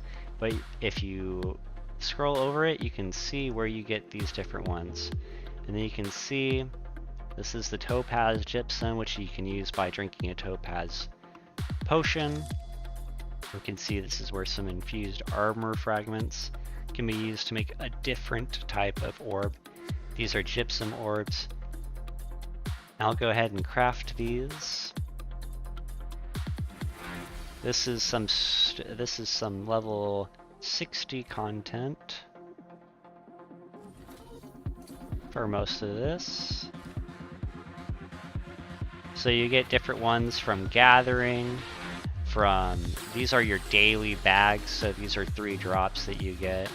So during events is a great time to just do some questing, because if you're trying to level up your gear score, planning it around events is a great way to just bump your numbers up a little bit more. Alright, so I made those casts, but what did those casts do? Well, they let me make these little boxes. And I'll show you what, I'll make an amulet. One of the things I really recommend is that I want to save these for runestones where I can. But as I'm leveling up my character, I'm also going to want to have umbral shards, because I might not be able to get into expeditions every single day. So you can only craft 1 of these a day, and some of the ones, if I were to make all of these every day, I could get the maximum amount of umbral shards, but it's very hard to sustain getting that many orbs, because I have to do all these different things. So I try to limit it, and so I try to roll jewelry every single time. You're not always guaranteed an epic, so after you do that, you get one of these guys. You open it up, and because I have this gear score 600, and what that means is that as you're leveling something up, I bet my great sword.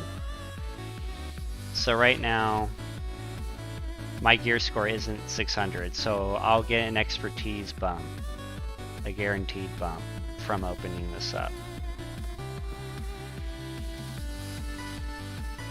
So when I open it up, oh, look at that.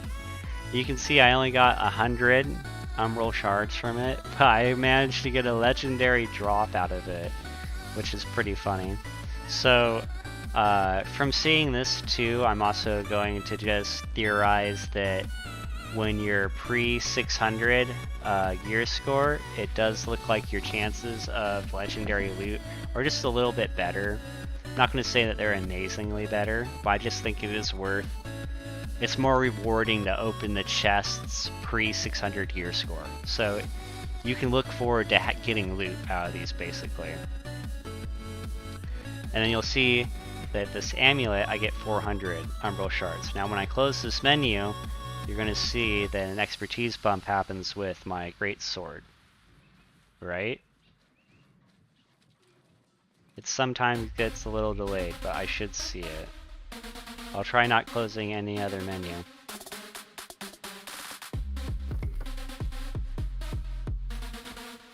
Unfortunate. Alright, well, because I have that great sword in. Oh. Do I have it? This isn't limited. I must have it to 600 already. No, I didn't, because I only got 100 umbral shards. It makes no sense. Make it make sense. That should have given me an expertise bump. Oh, you know what? I bet I know what that was. I bet that was my greatsword hitting 600. No, it would have said so. I'm so confused. Let's see. Let's just try getting something else up. I don't think I have a void gauntlet. Oh, I know what it is. Everything is at 600.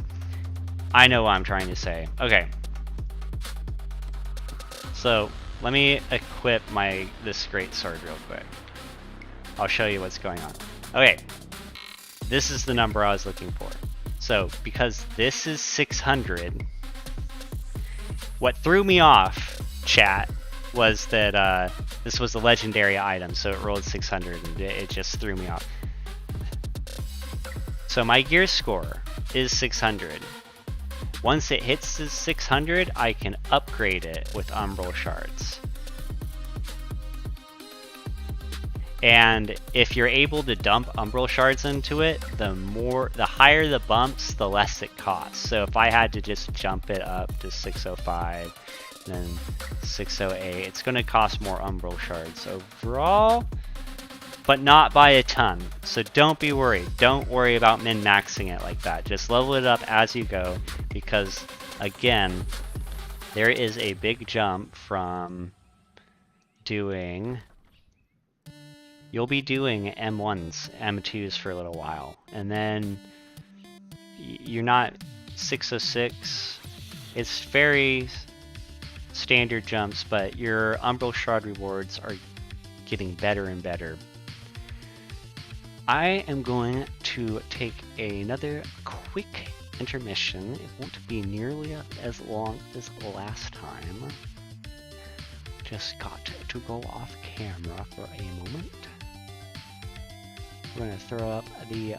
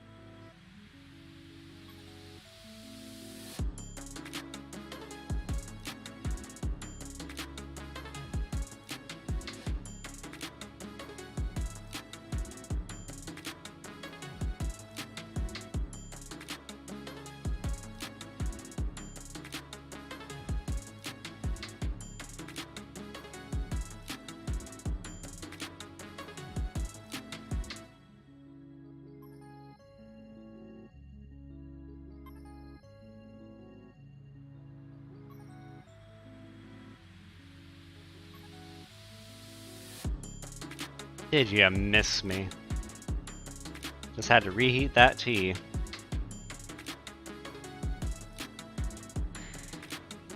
Alright, and also got myself a little snacky snack.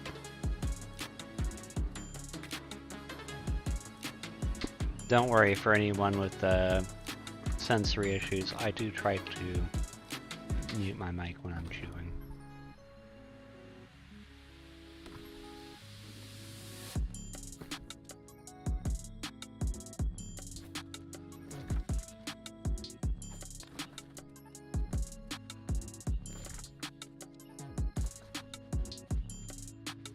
Alright, I want to walk back up to my house, which... if I were a more lazy man, I would just teleport to a different house so I could get onto it. But we're going to take time with this one.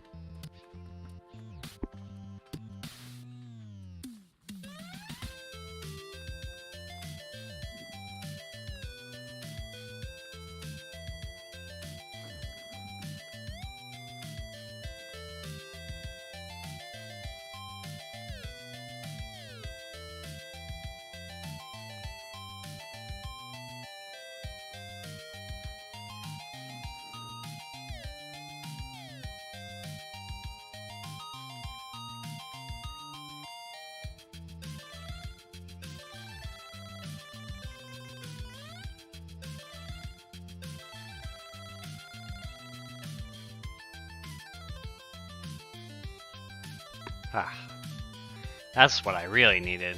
Headset adjustment. Alright. This house is a little bit thrown back there. Oh, wrong house.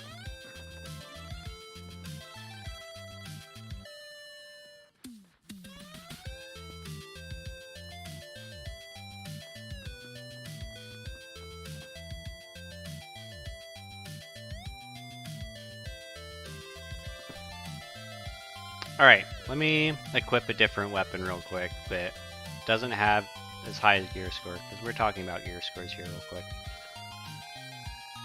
Let's see.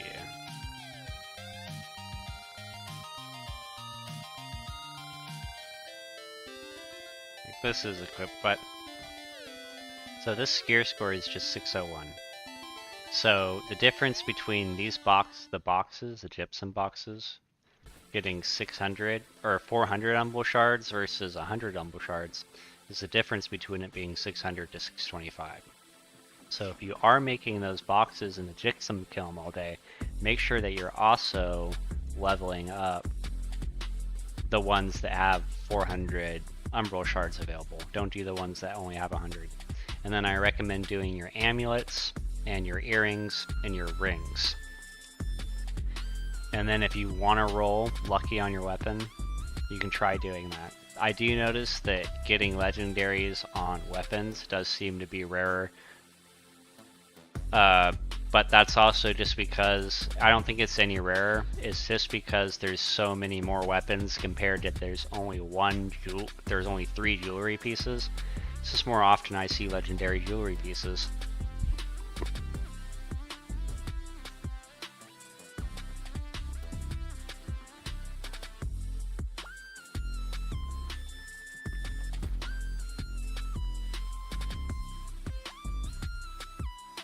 So, I didn't get too much into buy orders yet with this inventory, but something again for people that are just joining in. The reason why my storage can be this overcapacity is because I bought stuff through buy orders off of the market, and that directly deposits into your inventory. So if your storage is not full, you can place a buy order. You can place all the buy orders you want, and then when your storage fills up, it'll still keep on fulfilling the buy order, and it'll overcapacitate your storage.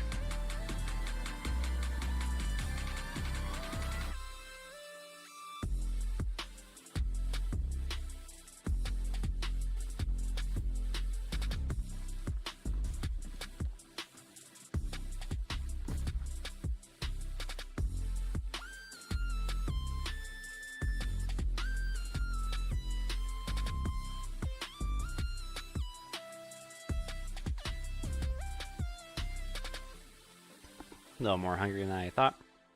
I'm going to be going over, finally, some different inventory. So this tactician shirt you get from quests. Or goodness gracious me. So this is an expedition drop. This is an expedition drop. This has a very average chance of dropping, meaning that I don't need to waste materials to craft it. This is a PvP tracker, got introduced about a year ago, I would say. These are some items that drop naturally from the PvP tracker. You can see that there's PvP only perks. People complain that the player versus player perks and the player versus enemy perks are too different. I don't think it's that big of a deal. It is something that has drawn enough attention that the admins are working about it, so it doesn't matter what I say about that. I'm just saying it does not affect my playing experience. I do not the normal thing, but I'm better off for it. But people can do whatever makes them happy on it. So I really need to start limiting some of the storage. And what I'm going to do is that I have two storages. One has all my armor, and then the other one has a lot of weapons. And I just need to get rid of some of this stuff. I have to say goodbye to some of it. So what I want to do before that is I want to get... just giving away all my cards here. But it doesn't matter. If someone really wants to market snipe me, that's fine. I don't think like if they really want to take part in the fishing market with me, by all means, please. But my morale on that is like a diamond. It is unbreakable.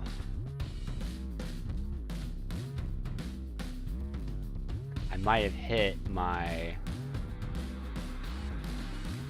limit for a super talkative stream, but I think the food sausage is getting me, so.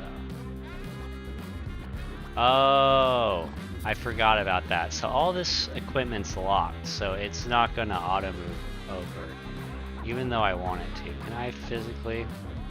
Yeah, so it's a locked item, so it's not going to move over right now. I'm very uncomfortable with unlocking this shit and it actually getting dropped on the ground because sorry for swearing. The update that they made is locked items can no longer be dropped on the ground. But an issue that's going on right now is that if it is locked, oh, my storage is full. If I move it over, not drop lock. It thinks I'm dropping. I can't drop it into my storage. It won't move over. Okay.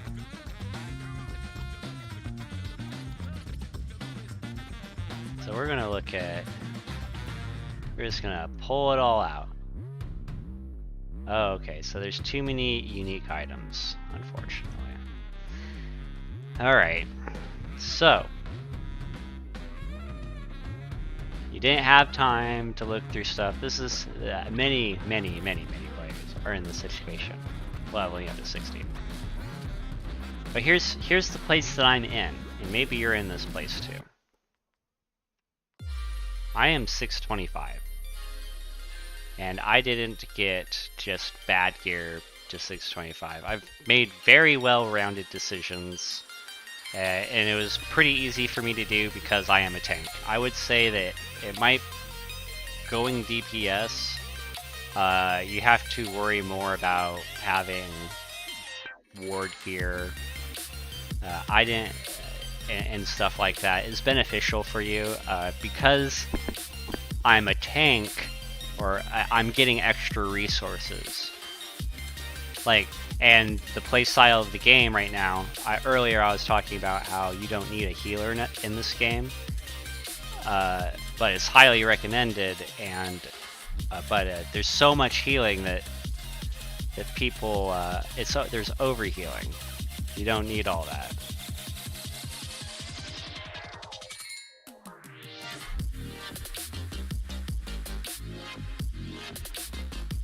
So there's only so much gear that you're going to get to 625 that you're going to want to run.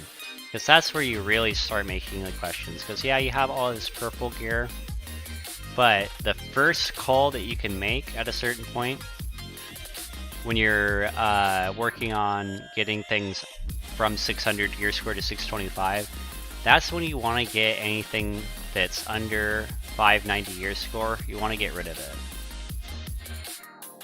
Like this here. So this takes up one of my 500 inventory slots, because I can only have 500 unique items.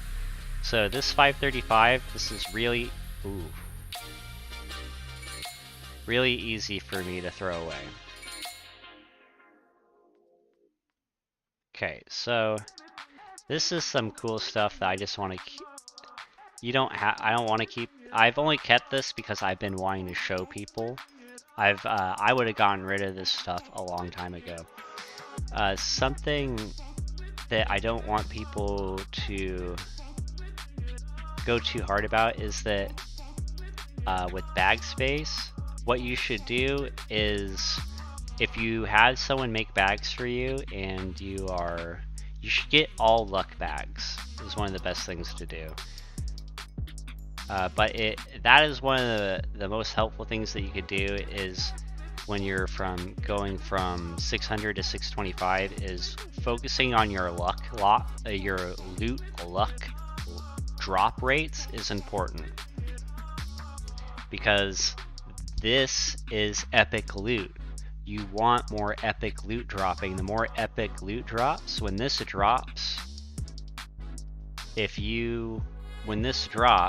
when you're leveling up your expertise from 500 to 600. Because not all this is going to be above 600 at first. Your first grind is going to be from 500 to 600.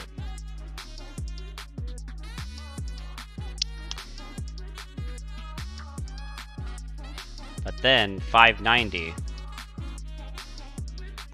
is when you can upgrade things to 600 gear score.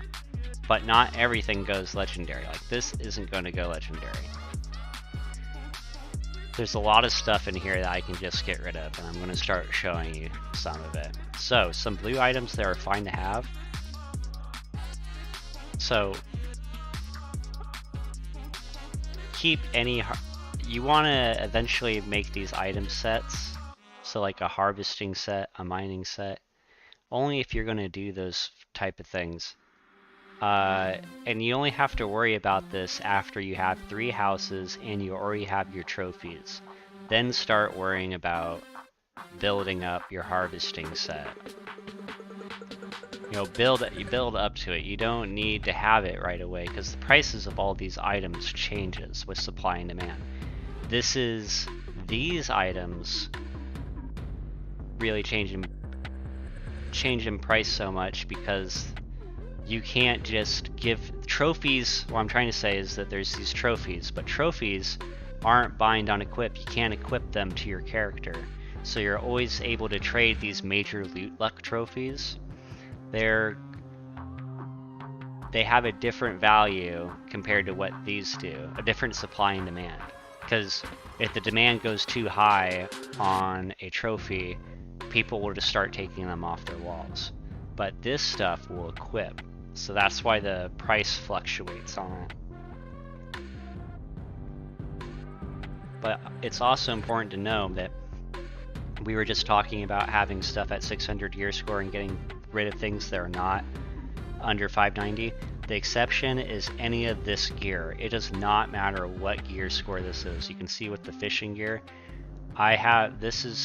fishing gear is a little bit of a bad example, because this stuff can hit 600 because it's epic 5. This is, oh, I guess these are tier 4 blues. Okay. That's about, but tier 4 blues aren't going to have, they're going to have 448. And this is how you can kind of tell what your gear score is supposed to be, because a level 46 gear score is 448. So if you're level 46 and you're wondering what your gear score should be, it should be 446 to be able to follow these recommendations. Level 29, you would have a level 29 gear score. What is a level 29 gear score? If I had a weapon and more on hand, I would be able to tell you right away.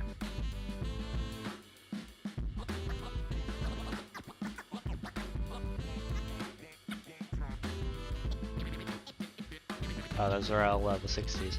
Okay, so items to keep an eye out for, no matter what the level is. You see how this has mining luck on it? That is a worthwhile perk, because when you are completing all this out, it's just stuff to hang on to, just for amulets and rings, because the thing is that this weighs 0.1 weight. This is having a bunch of extra rings and things is totally different than having this dumpster truck of weapons that we have to sort through. Having all these different rings and things, this is the most beneficial way to keep your costs down when you're trying to explore and customize builds, is just being able to have these extra rings available to you. So I'm in the position now too, where I can start getting rid of like my fierce fisherman's boots, but I really wanted to make this content first, and I'll probably make more than just one videos, because I won't have, once I delete this, I can't show you guys like what you're working with as you're leveling up. I've held on, like I'll show you, these are all the bags. I haven't deleted this stuff, these are the bags that I was rocking with. And I didn't try to upgrade just because I unlocked more bag slots, but I didn't worry about upgrading my lower level bags to higher level. I worried more about my questing than I did my inventory space. Pre-60. When I did upgrade my bags, I made sure they were all luck. So I want to show you that I wasn't caring about my weight because I'm pre-60. I don't want to be mining a bunch of stuff when I'm pre-60 because my gathering speed is slower on lower level tools. All these tools have very high gathering rates. Their gear score does matter. Now you don't need 600 gear score bags either. Before, having a 600 gear score bag did not make it a legendary. I'm not sure if there are legendary bags, just because the bags and the tools are a whole different level of economy. I can, the rings and stuff, like, I could, to buy legendary rings and things, I could hardly afford to do that on the market, because like I said, sometimes that's 5,000 to 10,000 to get stuff that is in style. The tools are going for about 20 grand, and those are going 20 grand for a reason, because not every single roll is going to be a legendary. 600 rolling at 600 and not upgrading it makes it a legendary item, and there's now legendary tools and they have an extra perk. Been rocking a legendary fishing pole for a long time. Some other cool stuff we can look at. This is ill-gotten gain. This is an earring that I was wearing as a tank for a very long time. There's some cool armor sets that you can get throughout the game, like the Shrouded Intent. This looks very cool. You can also make a replica of this, and you can actually improve the gear score, so eventually you can make if you're crafting and you really like the look of the skin, you could craft I believe you could craft a 600 gear score eventually of something that has this skin type.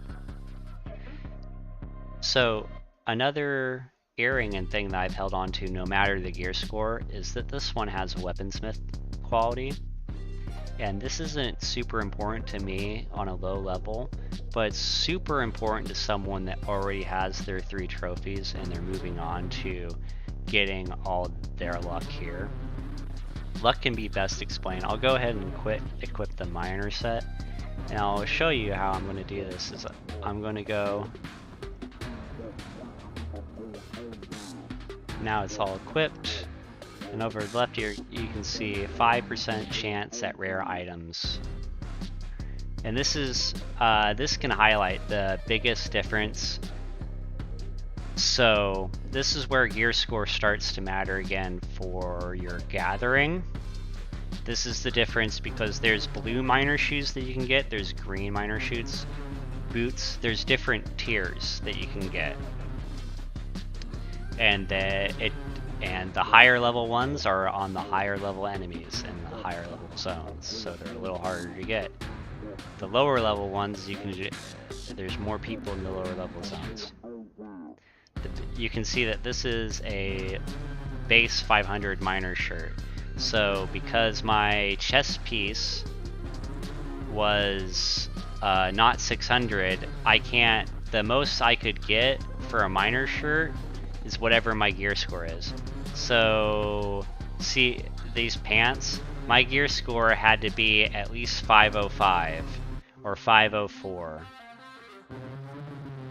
Actually, these could have dropped at my gear score being 500, and this was probably my first bump to 507. That's how it worked. That's super nerdy and technical, and also we're talking about very little amounts because it doesn't matter. I don't need to get this because it's 4.9%, but I'm not at I just got to the point where I should be worrying about this, about having stuff that can be upgraded to 600, because it'll give me more of a boost. It'll give me just a little bit higher numbers. But those higher numbers are only worth it after I have my major loot luck trophies going up for the higher bumps. Other than that, you can be satisfied with what you got on it. It's not worth the money unless you got company money. And company money is when your company is pulling in $1 million a week. You know, people, and that's what I'm talking about when some of these companies, there's always influence being pressed and stuff, and talking about how there's daily withdrawal limits. Is that if these people in the chats, one of the few things I pay attention to is that they don't know how to spend their money. It's a really funny social game. I really like the social aspects of this game, and it is hilarious to hear these people complain that they don't know how to spend all the money that they have, which means that their players that are helping them always make a war going on here. Always a war going on somewhere. These players aren't actually getting paid out because they should be getting paid out every single day that they log in. If they're making $1 million and the company can only have 100 people and they're making $1 million, you can do the math really quick on how many thousands that you could give to players every day. Thousands to players every day. And it's not. It's just going into like a couple guys' bank accounts that... For what? Like, for what? And that's why I think that there is a lot of room for this game to grow, because people really want to be a part of a monolithic company, but they're... you don't need to be that big. Like, there's room to have a company with your friends and to be successful, and you just need to recruit outside of your company every once in a while. But with the way chats work, if you are a chatting person, the best way to just get it a little quieter, to get companies shouldn't be these things that you come back to after 4 months of not playing and still be in the same company, would be a little weird. It should be more in the situation of you're in a company where you can bring up your company chat and you're talking with a company that's actively playing the game. You shouldn't have to rely on Discords and have to check in on this person's website to be a part of an active community. Because if they're not on the game, there's so much money that you're missing out on, because that means that these treasury amounts aren't being changed. people aren't in the town hall, people aren't listening to the inspiration or the different buffs that they want the town to have going on and stuff. There's a lot of room to do a lot of good.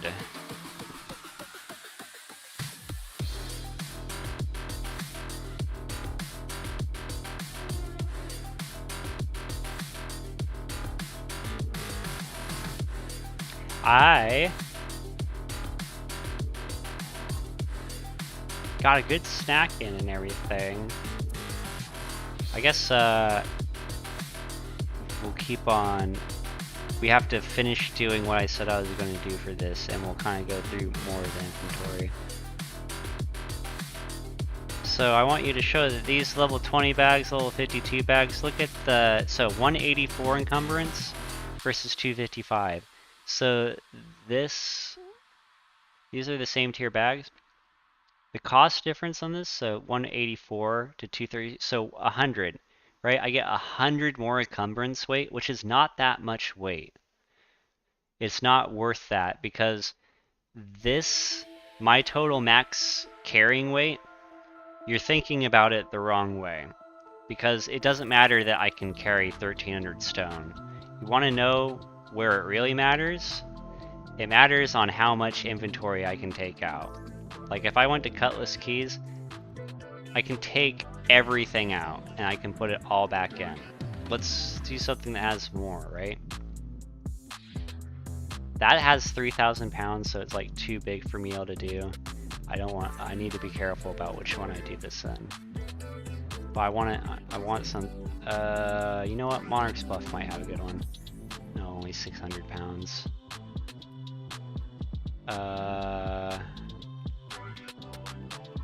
Weaver's Fen on my, no, the stone is not going to be enough. 302. Jeez.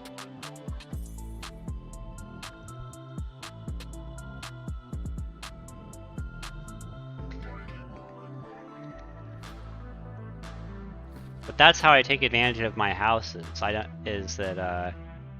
Like in Brimstone Sand, I have my excess of potions, and that can kind of be my one, because I can go overweight if I need to.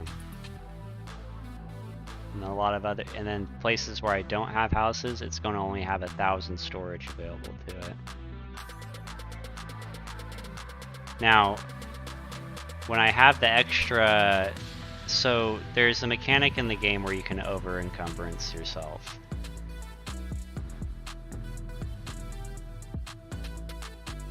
And I'm so light right now that I'd actually have to take out 2 storage units to do it.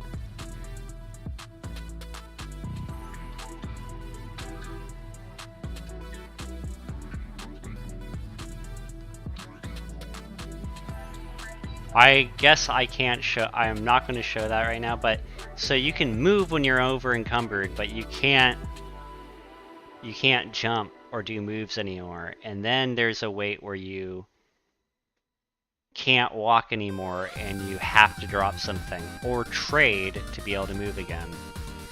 And having a higher level bags isn't about being able to bring that 200 extra stone back. That's not what the higher level bags are for. The higher level bags are for having an extra 100 weight to be able to walk with. So it just makes it more convenient for you to be able to take more stuff out of your inventory to be able to resource manage your inventory. So you take less trips so you can do a huge crafting load and still walk. Because there's a couple buffs. Oh, I can't do. There are encumbrance on top of that. Some other endgame content that exists is that there's a music song that will give you 100 encumbrance. And on top of that, there are these infused encumbrance potions, and these only last for 3 minutes. So people would ask, well, what's the point of having an encumbrance potion for 3 minutes? 3 minutes lets you walk from one place to another. That's all it's meant for. It's meant for you to be overburdened, having like 10,000 stack of something, and for you to be able to walk and do something with it.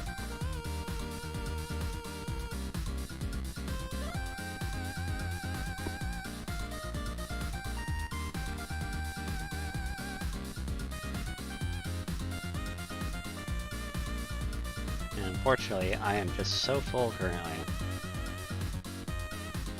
Now that I'm so light, I actually take out... So I can't take out all these items because I have too many unique items. So how I solve that problem, because I know there's other people in the game. So I have my rewards here. I put all my rewards in there because it was only 12 pounds, but it might have been like 30 different items. Then I'm going to rank from newest to oldest.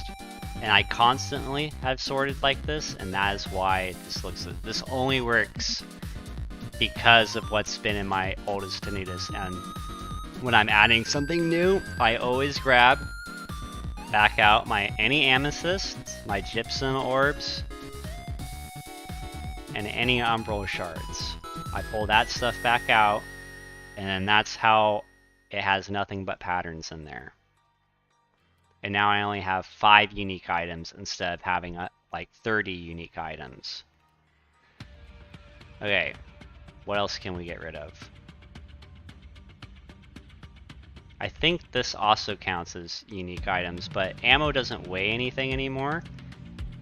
So I can just put it all away. That was another quality of life update.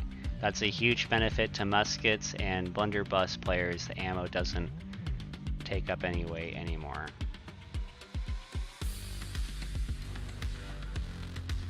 Even scale is where I have food. I can't place any more food in there right now. Okay.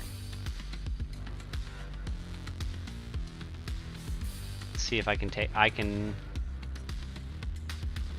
Alright, so these weapons didn't move out because they are locked, which is a new thing that I have to deal with in this game. So before, what I wanted to do was just take all my weapons out. These ones are all locked, so they're locked for a reason.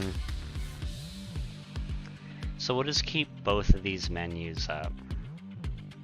The next thing that we're going to do is we're going to sort by gear score. For the stuff that I have locked, I'm able to see what did I have upgraded.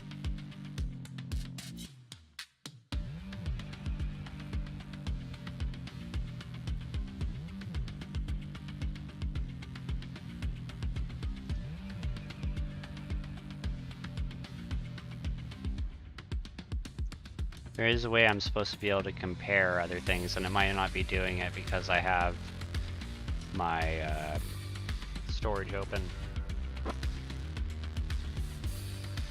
I'm going to take a look at all these weapons real quick. I'm not going to get rid of this because this has a rune stone in it already, and this was one of the drops that I got from Krakus today. I don't want to get rid of that.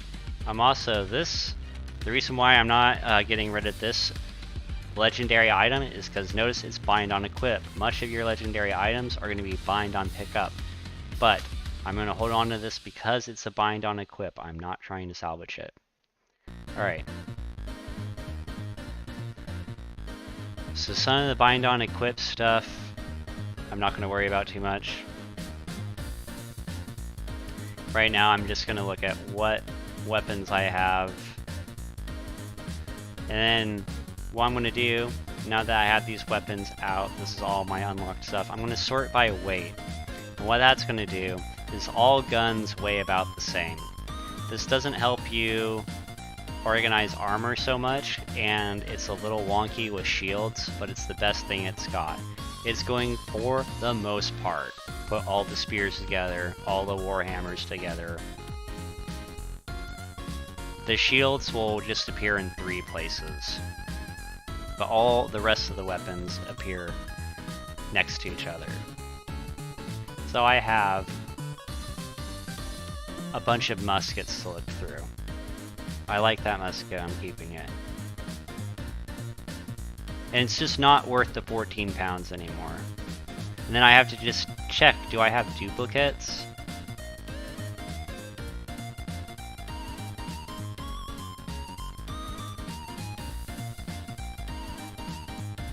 That's a cooler one. See this one, Keen Vicious, Chain Arcane. This one has Shirking Arcane.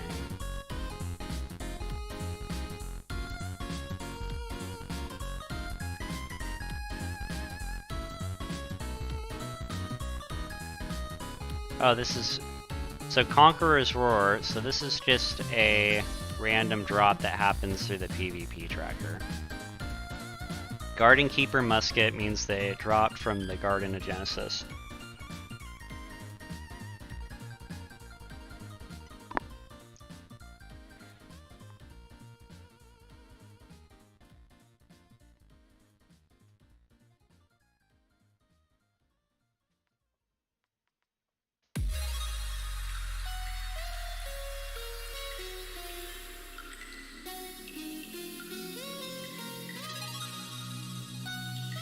They're both very comparable. Like, I see why I've kept both those muskets for so long.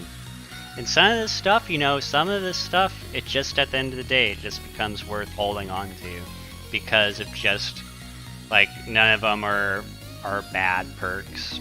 Let's just move on to something a little easier.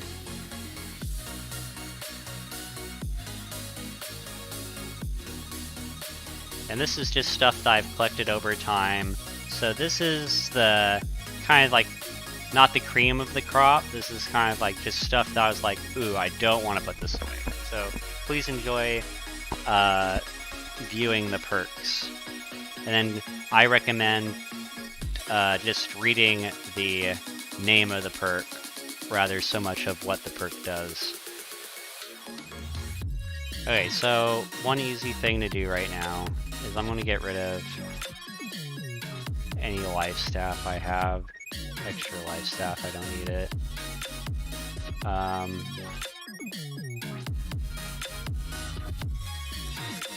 Man, some of these are really cool drops too. But I don't have this. My storage space is a mess right now.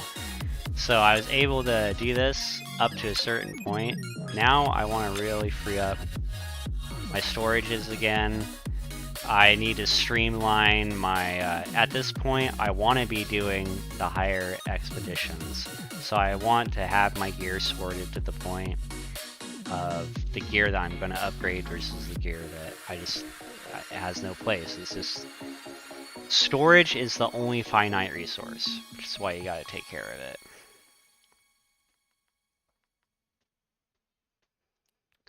Okay, and my storage is just filling up everywhere.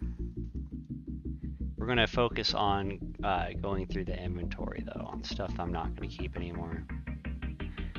So...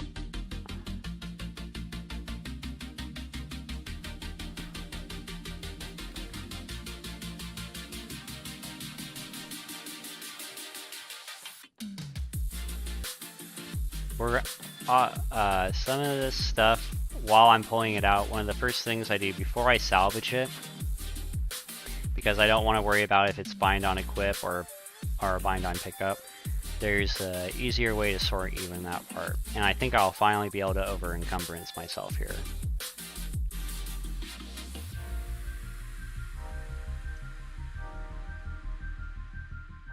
Okay, so it left all the locked gear. And something to note about locked gear is you're not able to post locked gear on the auction house. Again, you're not able to post locked gear on the auction house. Okay, so I want to sell stuff. I'm going to go to my weapons. This now will list all my weapons that I can sell. So I'm not super interested in selling my legendaries right now because the taxes on that, I want to put them in a different town besides Even Scout because I just don't have good trading taxes at this auction house. I am going to look at some of these purples though.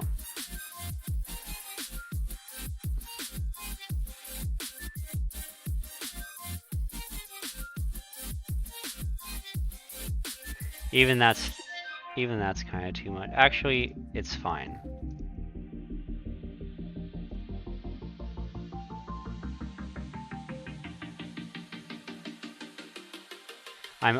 Yes, this one is being overpriced. Transaction charge 300. You know what? If someone there's something called the Hills Crest that you can pick up.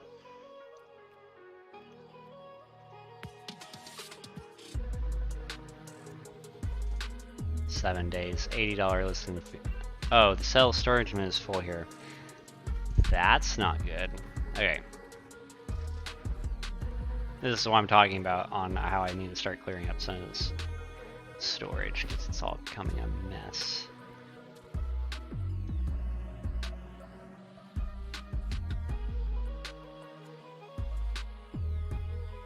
Okay, so for this, what I'm going to do is I'm just going to see what weighs the most right now.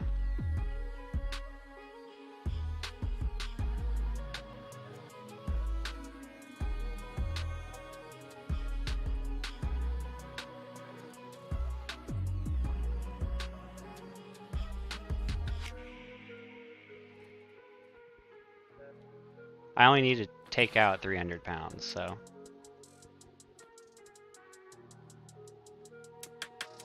And you can see I'm up at 1,800 pounds, but I can still walk around. That is because of the tier bags. Now, if I had something that was, you can see these are 531, 560. Now, if I had gear score bags that are closer to this 580 mark, you can see it's only 10 encumbrance.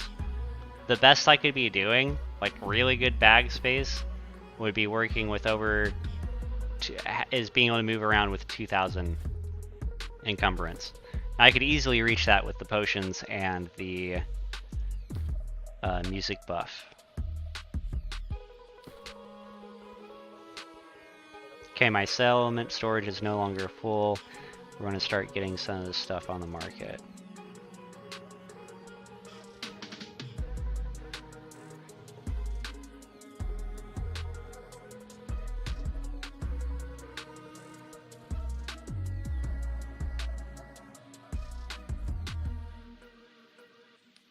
Okay, so this has Ancient Bane and Shirking Nature, but people that I want to give it a really good price to someone that is just leveling up on the game, and it's level 60. It's 596. It's upgradable if they want to do something. Not asking for too much on it at all, because the base price for it is 2,000.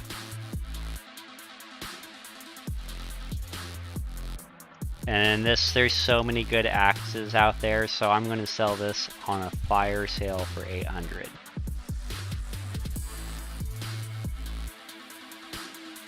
This Genuine Confidence is a little niche, so I want to sell it.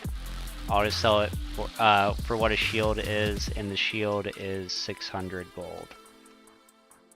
That's a fair price if anyone wants the shield.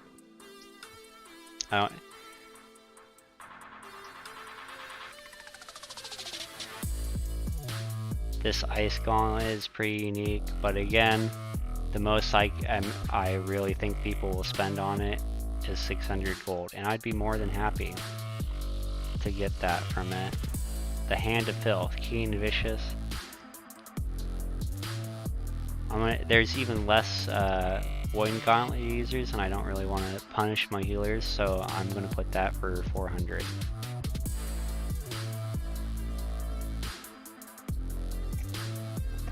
Okay, I only have my legendaries left to sell there. I'm not going to worry about that too much. Sturdy, Resilient, and it's a light. I can easily sell that for 600.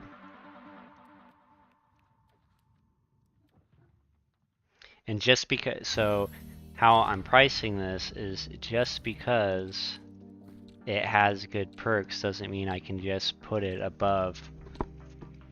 It has perks. It's a base price because it doesn't have bad perks. It doesn't need to be overpriced just because it has one good perk. Because that one good perk exists.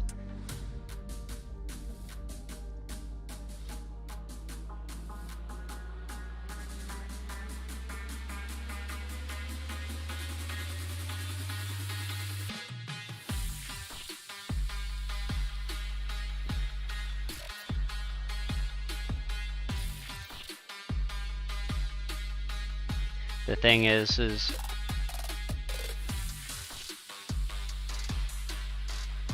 so luck in PvP And then I can make the decision now. If something doesn't look good, I won't sell it. I won't just try to sell garbage. I don't need someone to try to buy it from 15 gold. I'll take my own chance on the roll for it. I have better things to do with my auction slots than sell one thing for 15 gold.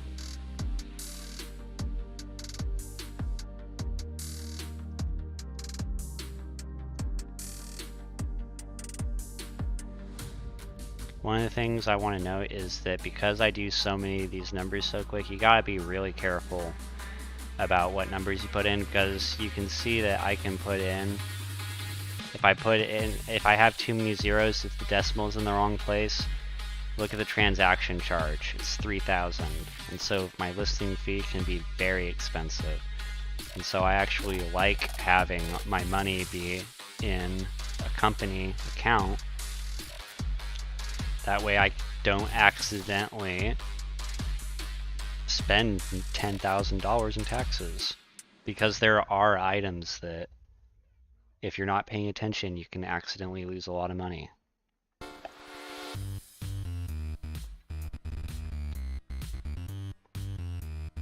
And when that happened to me, it was almost a game-ending experience. And it was unfortunate that the admins did not give any love to people in those situations, because that player base was ignored, and the community that duped and cheated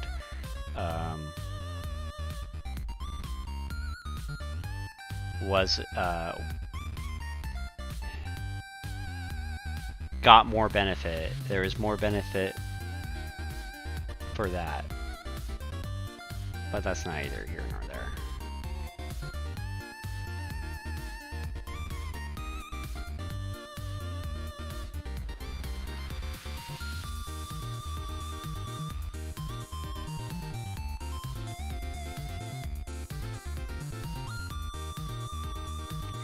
And this is only stuff, so this is a little mismatched stats. Stuff with mismatched stats isn't going to sell.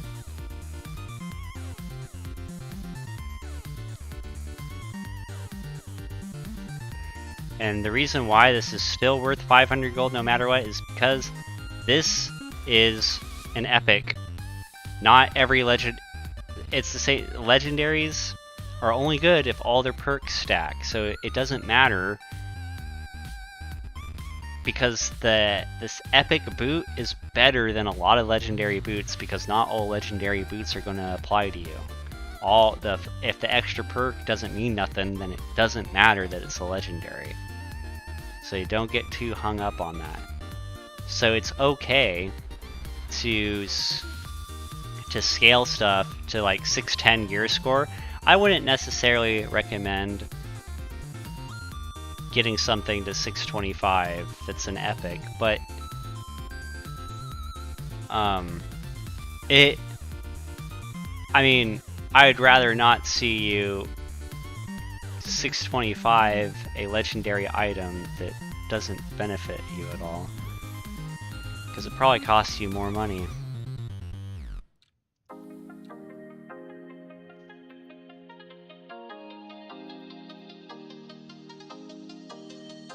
Lots of stuff that has luck on it.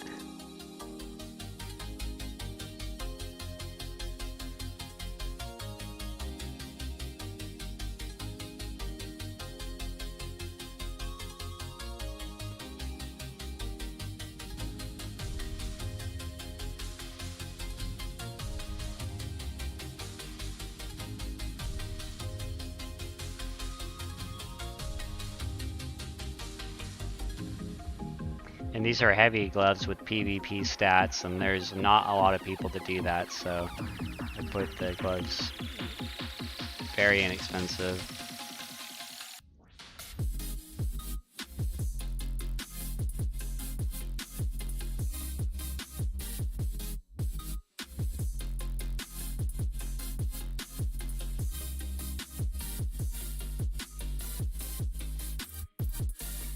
This is a niche thing, but just because it's niche doesn't mean I'll just sell it for a little bit under, because I want someone to when something's niche, it's rewarding for the customer to be able to feel like they got a good deal on their niche build that they're going for.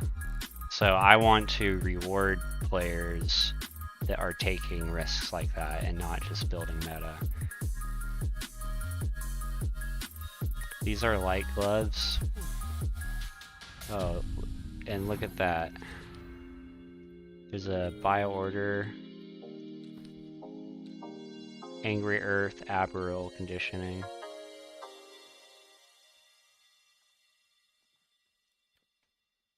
And that's what you should be doing. That's a buy order. So because now this could have different stats, it doesn't have the right stats it needs, but you can pick out an item.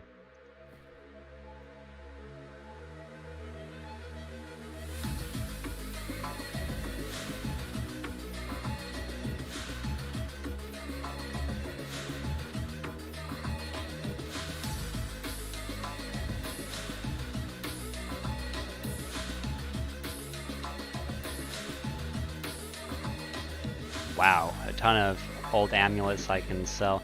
And again, I don't mind salvaging these now at this point, so we're going to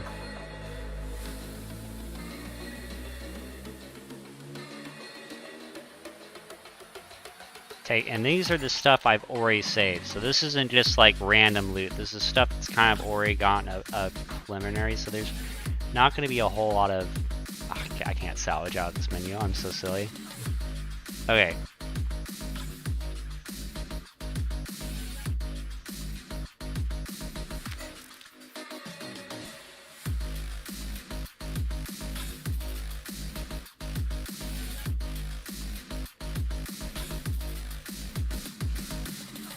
And then, because these are so expensive, I might as well just put it on for 14 days, you know? And then if the jewelry doesn't sell, I know that I can salvage that jewelry. If it doesn't sell in 14 days, it's probably not going to sell.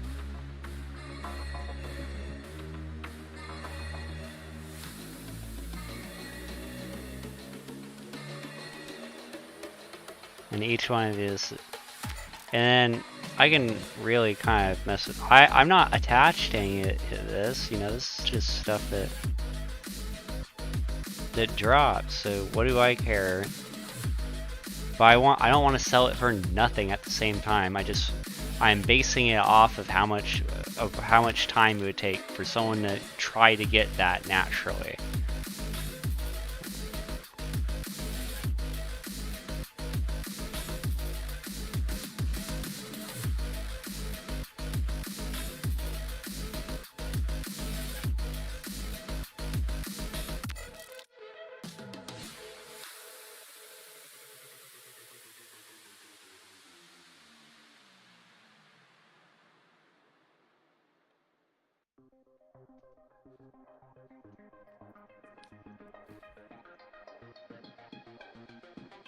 And then 3,000 is a lot for something that's not a legendary.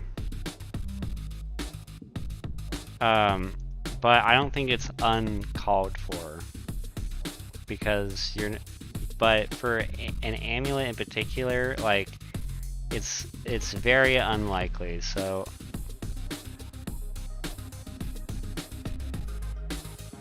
Because there's plenty of amulets that drop in the game.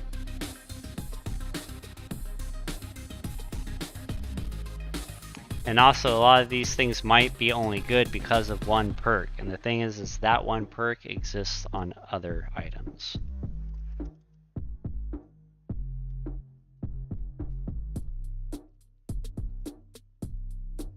And the thing is that I'm going to be happy with this money. Because money is meaningless in this game, ultimately. Oh, I have more. Yay, I can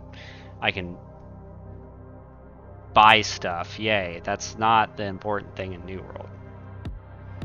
You have other ways, like, because money just is generated passively once you have a town. Like, that just happens. You get millions of dollars.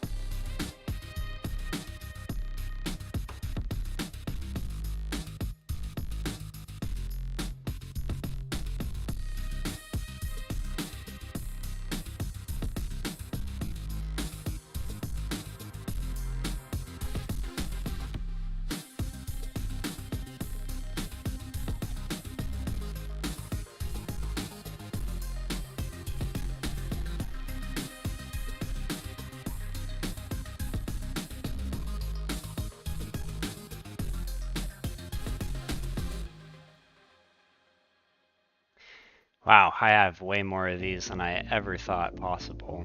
And it is worth checking. It's for the content this time that I go through it. Some of this stuff I had just because I think it's really good, but it's again what my determining factor on it now and whether or not I want to keep it is I'm asking myself, is this something I'm going to upgrade to 625 or not? Because if I'm not, I'm at the power level where I'm wasting my time with it. But I didn't get to that overnight. So stuff like this used to be really cool because 9.7 less lightning damage, that's huge in a Barnacle and Black Power. That can make the difference of all the gear. But so that could be really, it's not worth 10,000 gold though, because 10,000 means like, oh yeah, this is like the legendary. I had to use like 100 Orichalcum to even get the thing to drop. Like, that's why it's expensive.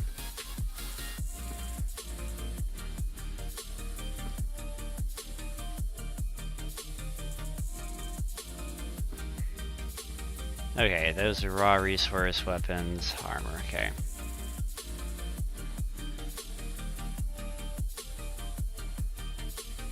And then when I click on an old amulet, there's no buy orders for old amulets, but any old amulet,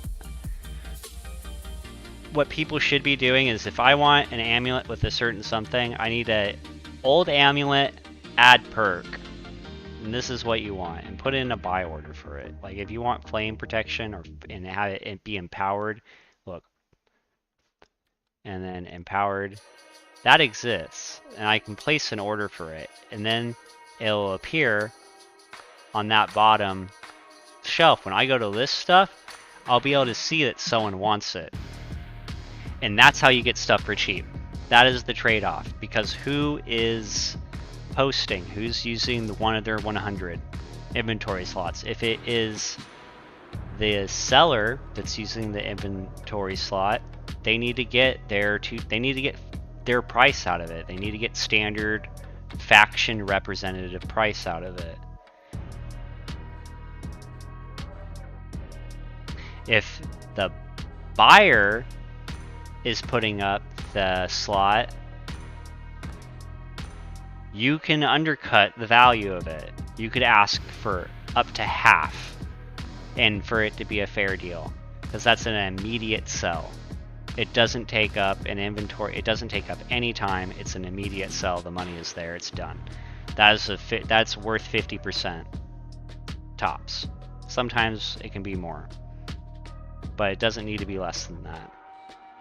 Now, the seller isn't always going to sell for 50% off, but it's not always a bad business move for someone that's being real with it. There's a lot of people that are going to yank your chain on New World that are all talk and no action. That's why don't worry about global chat too much.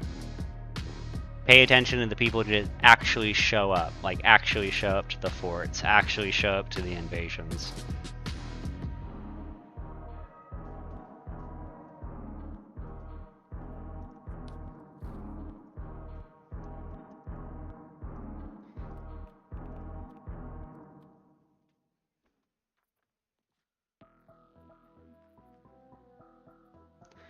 A lot of these are pretty standard stuff. I don't really want to worry about selling a whole bunch of jewelry. It's not really my thing.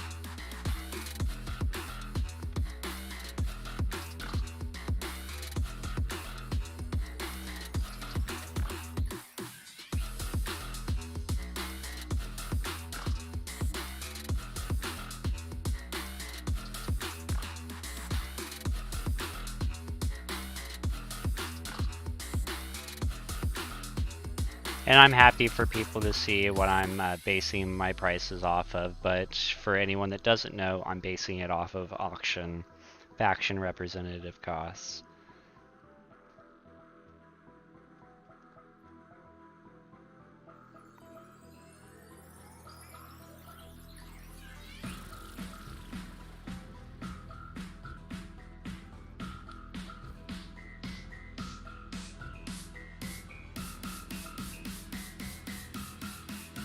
And I guess I'm more into this lower level armor just because it doesn't cost nearly as much to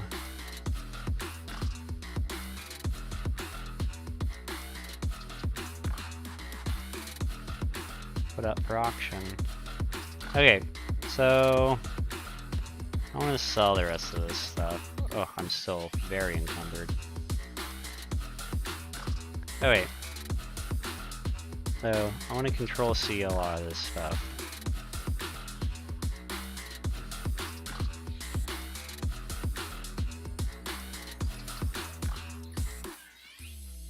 I like a lot of this stuff, but sometimes you just gotta cut your losses because you will come into inventory again. And the best way to sell inventory is just to know what's going on with that market.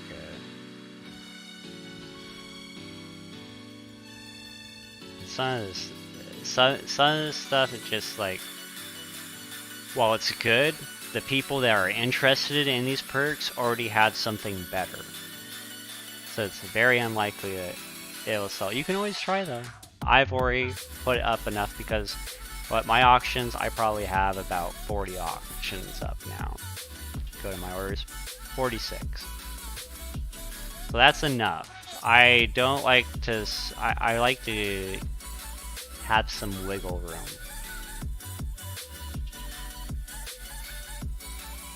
Alright. Now anything that has this, I'm going to make sure I'm reading stuff just because there's the chance that I have something weird in there.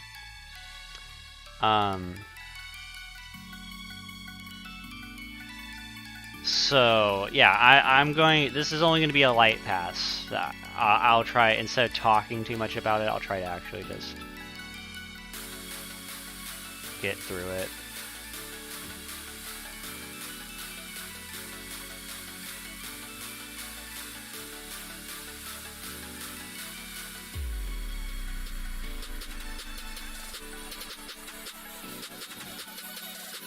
And I'm doing this not because I think it's bad perks or not, but based on just what I need personally as a character now. I'm gonna give my my throat a little bit of a rest too, so please enjoy the reading material as I'm salvaging this stuff.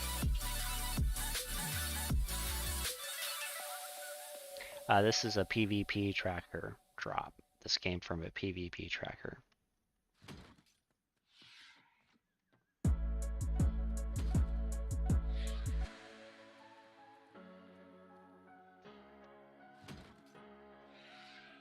And I am going to be getting rid of a lot of this stuff. It's just time for it to go. I have this number is too high, so it doesn't matter that it's not taking up that much weight. There's too many unique items. It's time to get rid of some of them. Those are nice though. So anything that I find that's actually nice, that I decide that's nice this time, I'm gonna lock it. I'm also only worrying about epic stuff right now. I'm trying to condense this. And then this has mismatched stats, but you wouldn't guess which. So it's a medium leg wear, but its shirking energy is only if you're dodging in a light equipment load. So that doesn't matter.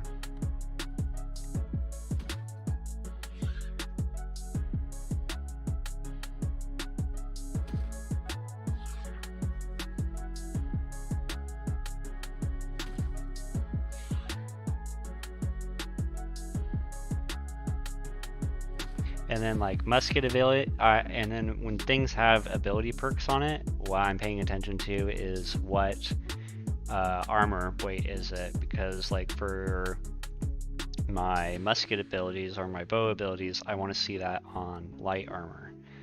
I don't know, or maybe medium. I don't necessarily want to see it on a heavy armor set.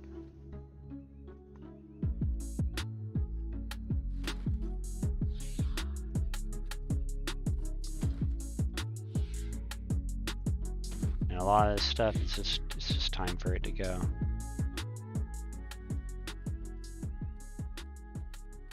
And then some of these,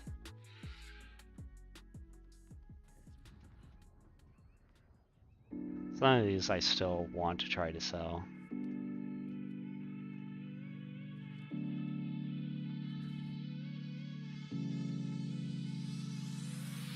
Which is pretty funny.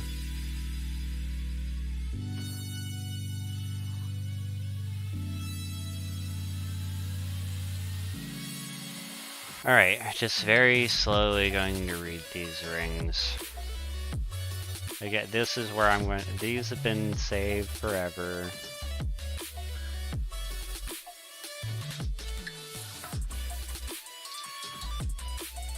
It's time for them to go.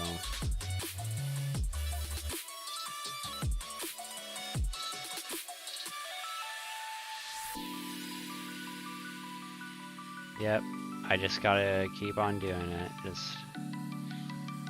some of this stuff is really cool, but the thing is that if I'm not building anything in it right now. I'm at the point where if I want an epic old ring of something, I can pick that perk specifically. If I'm looking for a perk, I can craft that perk now. I don't need these random drops like this taking up my space.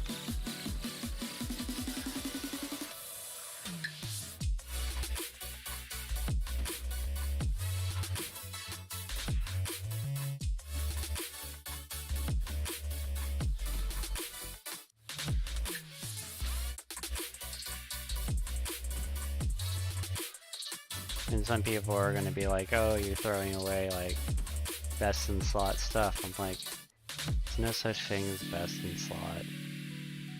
Like, and also money, again, the money doesn't matter. It doesn't matter that there's some 20,000. The fact that I threw away something that was worth 20,000 is what makes that other item worth 20,000. That's how people play this game. Something was worth 20,000 until it was worth 10,000. Because someone decided they wanted to put it for 50% off.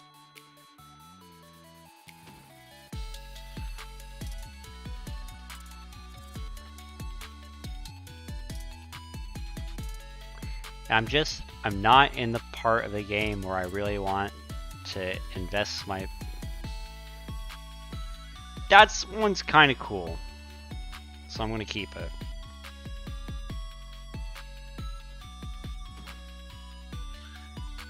But a lot of these nimbles are purifying toast, things like that. Stamina recovery. A lot of these are pretty basic.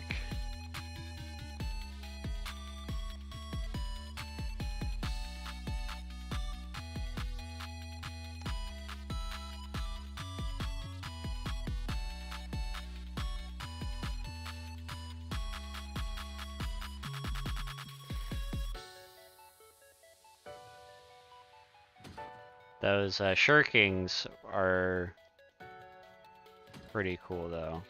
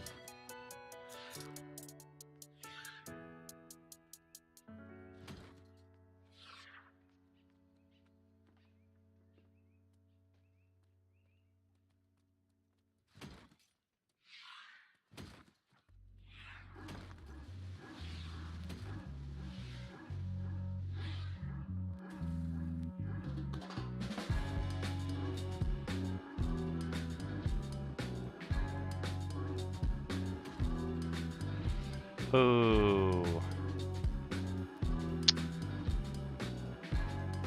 That was something I regretted doing, though.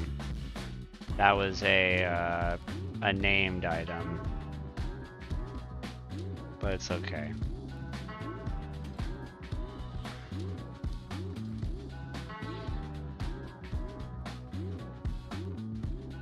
Not the end of the world.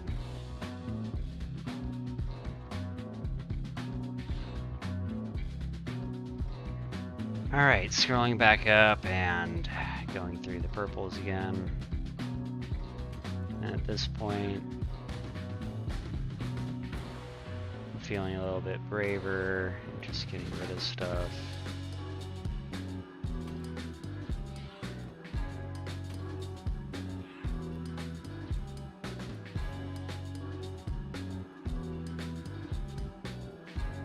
I don't, a lot of people will, their first ward gear might be purple. You can get named drops that are warded.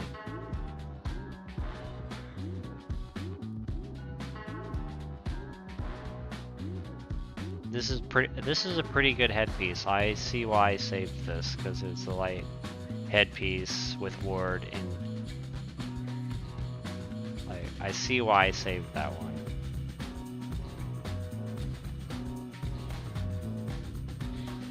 These are pretty cool too, because they have shield rush.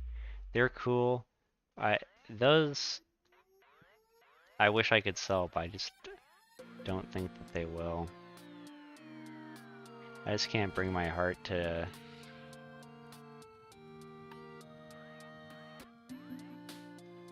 that's really nice too. It is why we're reading them slowly. Goodness, I did not get rid of nearly enough stuff, did I? Alright. Sell it again.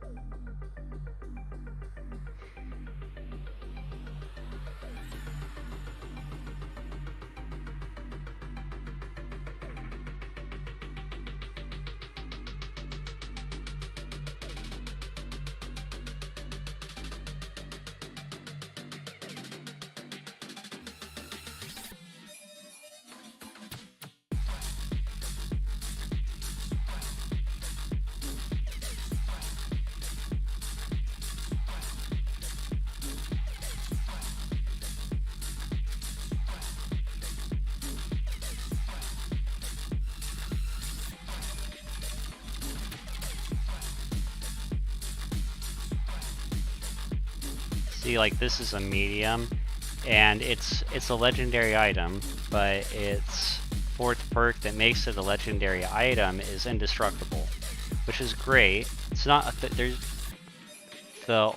there's not really throwaway perks. but the game devs themselves have admitted that Beastbane is not supposed to be a good perk.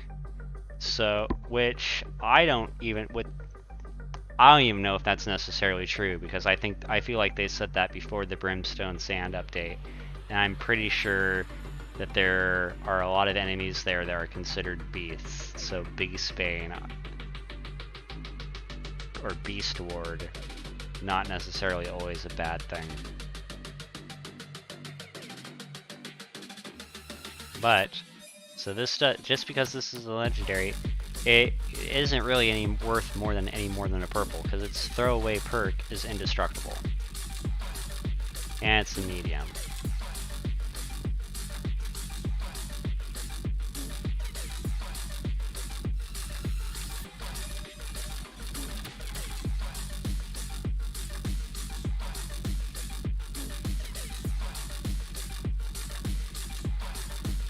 Ooh.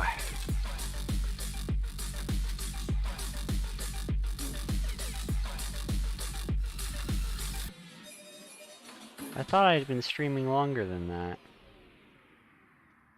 I started at 1 and then I went, oh, I did 2 hours, took a break, did another hour, then took a little bit more of a break. That makes sense.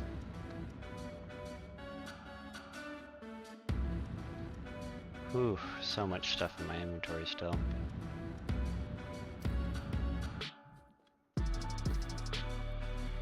Alright, back to Valor Hold. And that was just my unlocked stuff. So, I'm gonna throw all my apparel back in that storage chest. Now, all the stuff that's locked isn't moved back in there now, which is fine.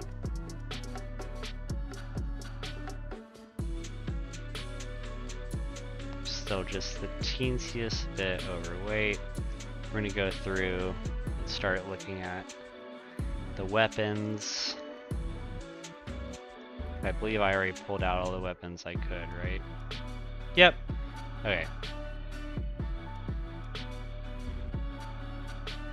Okay, now yeah. Okay, so this, Explorer's Friend, Enchanted. So which one has shooter stance here?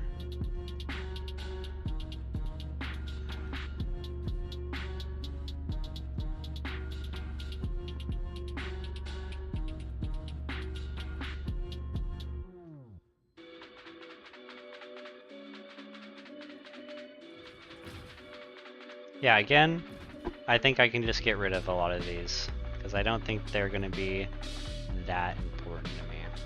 I'll keep Mindfulness, because it's a PvP specific one, but I think it's safe to get rid of these ones that I don't have. And you'll see that I get guaranteed .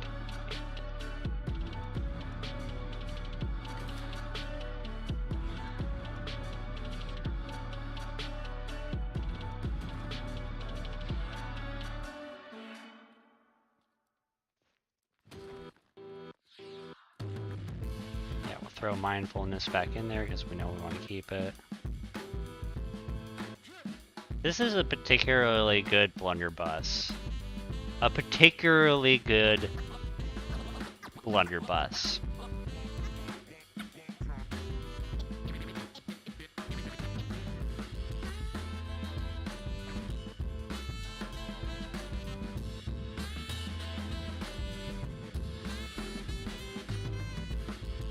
This one's also pretty nice, not gonna lie. I am such an American. Definitely out. Okay. 90 accuracy on a blunderbuss. Great Sword of the Mage. 20 intelligence, 10 to focus. Huh. I wonder if that's the great sword that...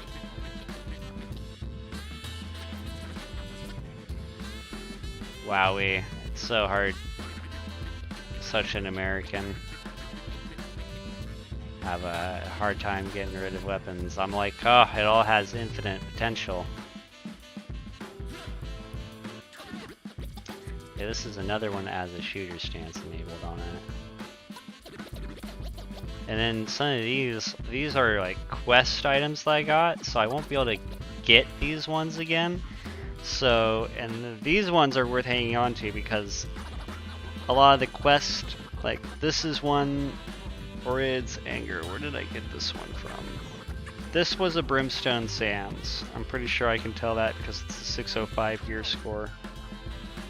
I haven't imbued it.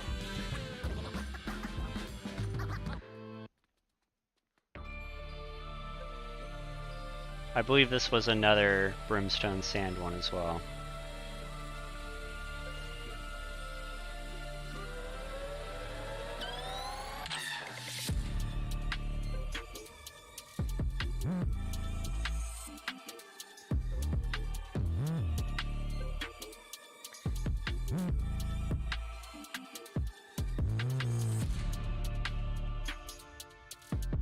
Lots of cool stuff. The potential for builds is endless.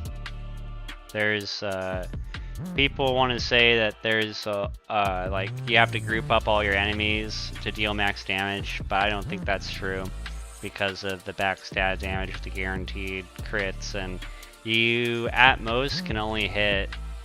I know some people are gonna be like clipping some stuff, but there's only so many enemies that you can hit with the sword at once. With a sword was actually a bad example. With like a hatchet in particular, only so many enemies you can hit at once. The enemies will only clump up so much together, and only certain. It's usually only the smaller enemies that are going to stack on top of each other. Usually things like spearmen, or like Warhammer users, or Great Axe users. Those enemy types are usually going to take up more space. So there's a limit to the potential of how many units you can stack up in one area and strike at the same time.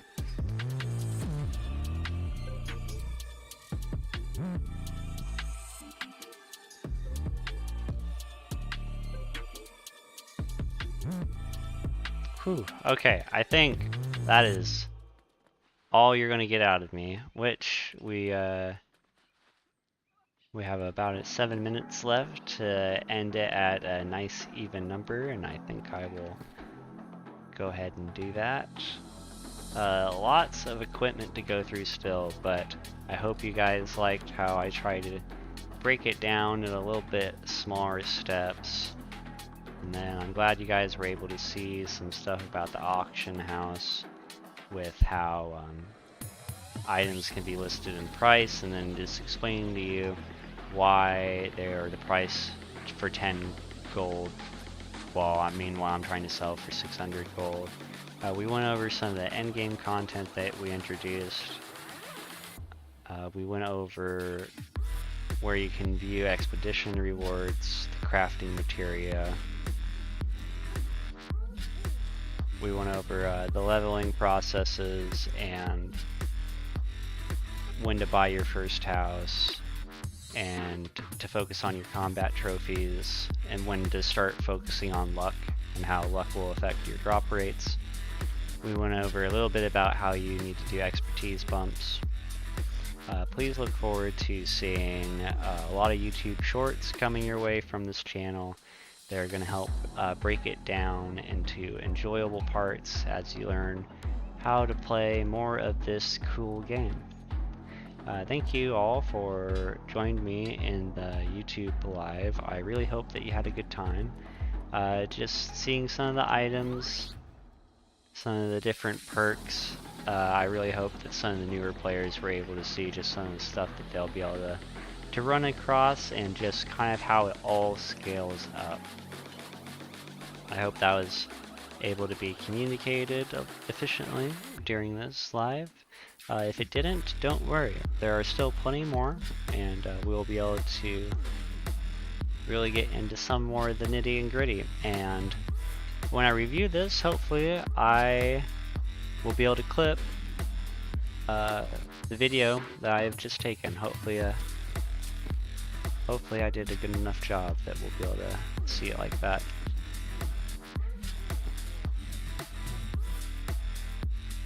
Alright, we're gonna go ahead. That's all the armor that I have. It's not locked. Go ahead, last stand.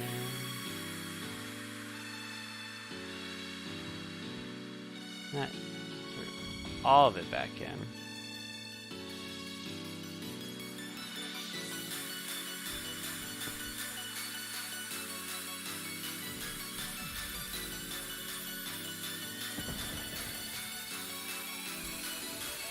So to get a bump,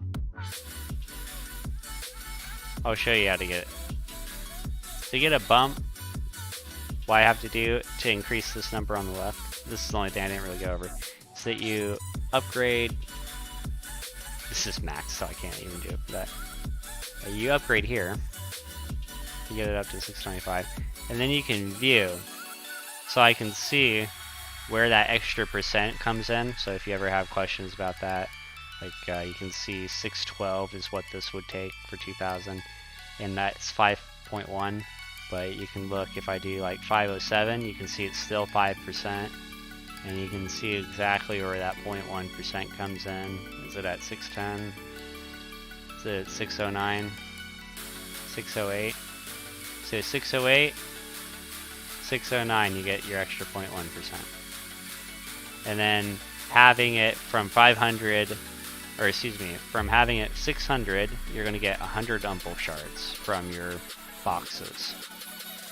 If you have it at 625, you're going to be getting 400.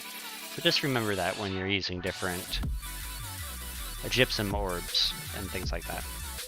So there is so much in this game to cover, and we only scratched the surface.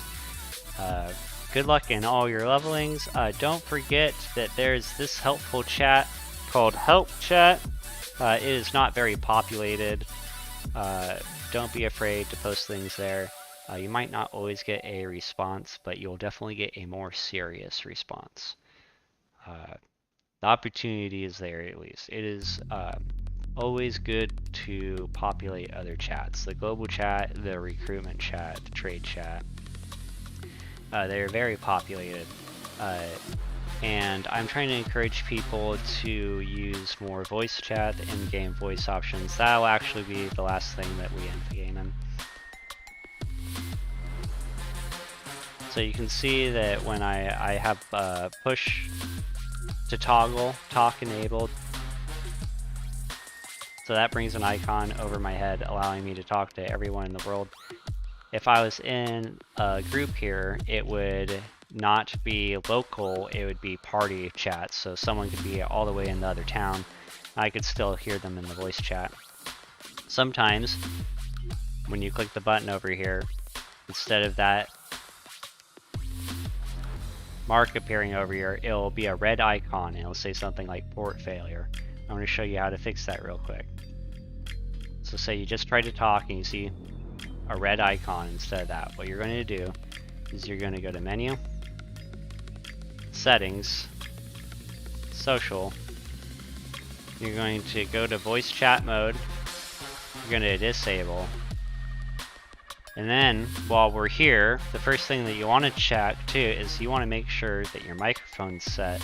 And then you want to see what your speaker is set to, because your speaker can be a different channel than what your game music is going to. So your social, this is a different channel than your game music. It's a little funky, but you want to make sure it's on the same channel, not a different channel.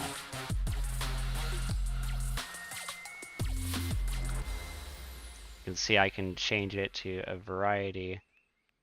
So this is my headset here, so I can have it if I want to toggle. So say this is getting into some nerdy stuff. Say your headset has dual channels, so you can turn up, it usually is advertised as a Discord function. Like you can have a separate volume for your Discord and versus your game volume. You can attach these to one of those chats. I just keep it in game, but if I wasn't on Discord, I might consider having this on my chat tab. That way I can really help adjust, because not everyone has their mic volume set correctly. It can be a little wonky. And that's because of the receive volume and your microphone volume.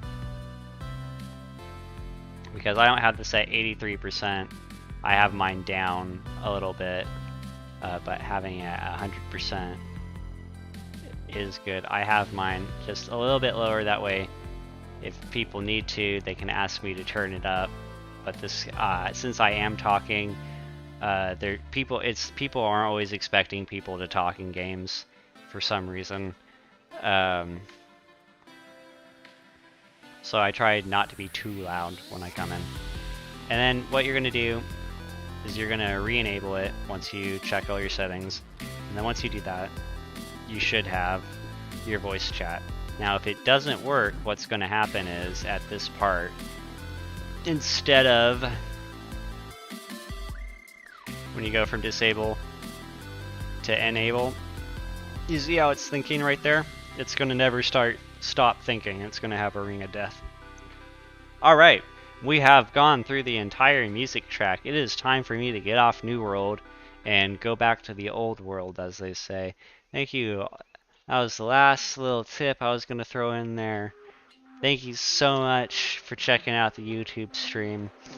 I am just a vlogger doing this all day. Really want more people to know how to play this game. Please look forward to a bunch of YouTube shorts that I'll be doing based off of this video and others like it. Thank you so much for joining. Please, if you followed me all the way through this part, or you're just checking out the end of the video, please consider giving me a follow here on YouTube. Follow, or just please go ahead, check out my other videos that I have posted. I do a cooking show. I try to make sure that gamers stay healthy. I try to do all sorts of good stuff, all community building, trying to build up good community and pleasant gaming, good experiences, all that jazz. You are bound to love it. Please stop by. Thank you all so much. I'm going to take a nice deserved little break. Thank you all so much for joining me.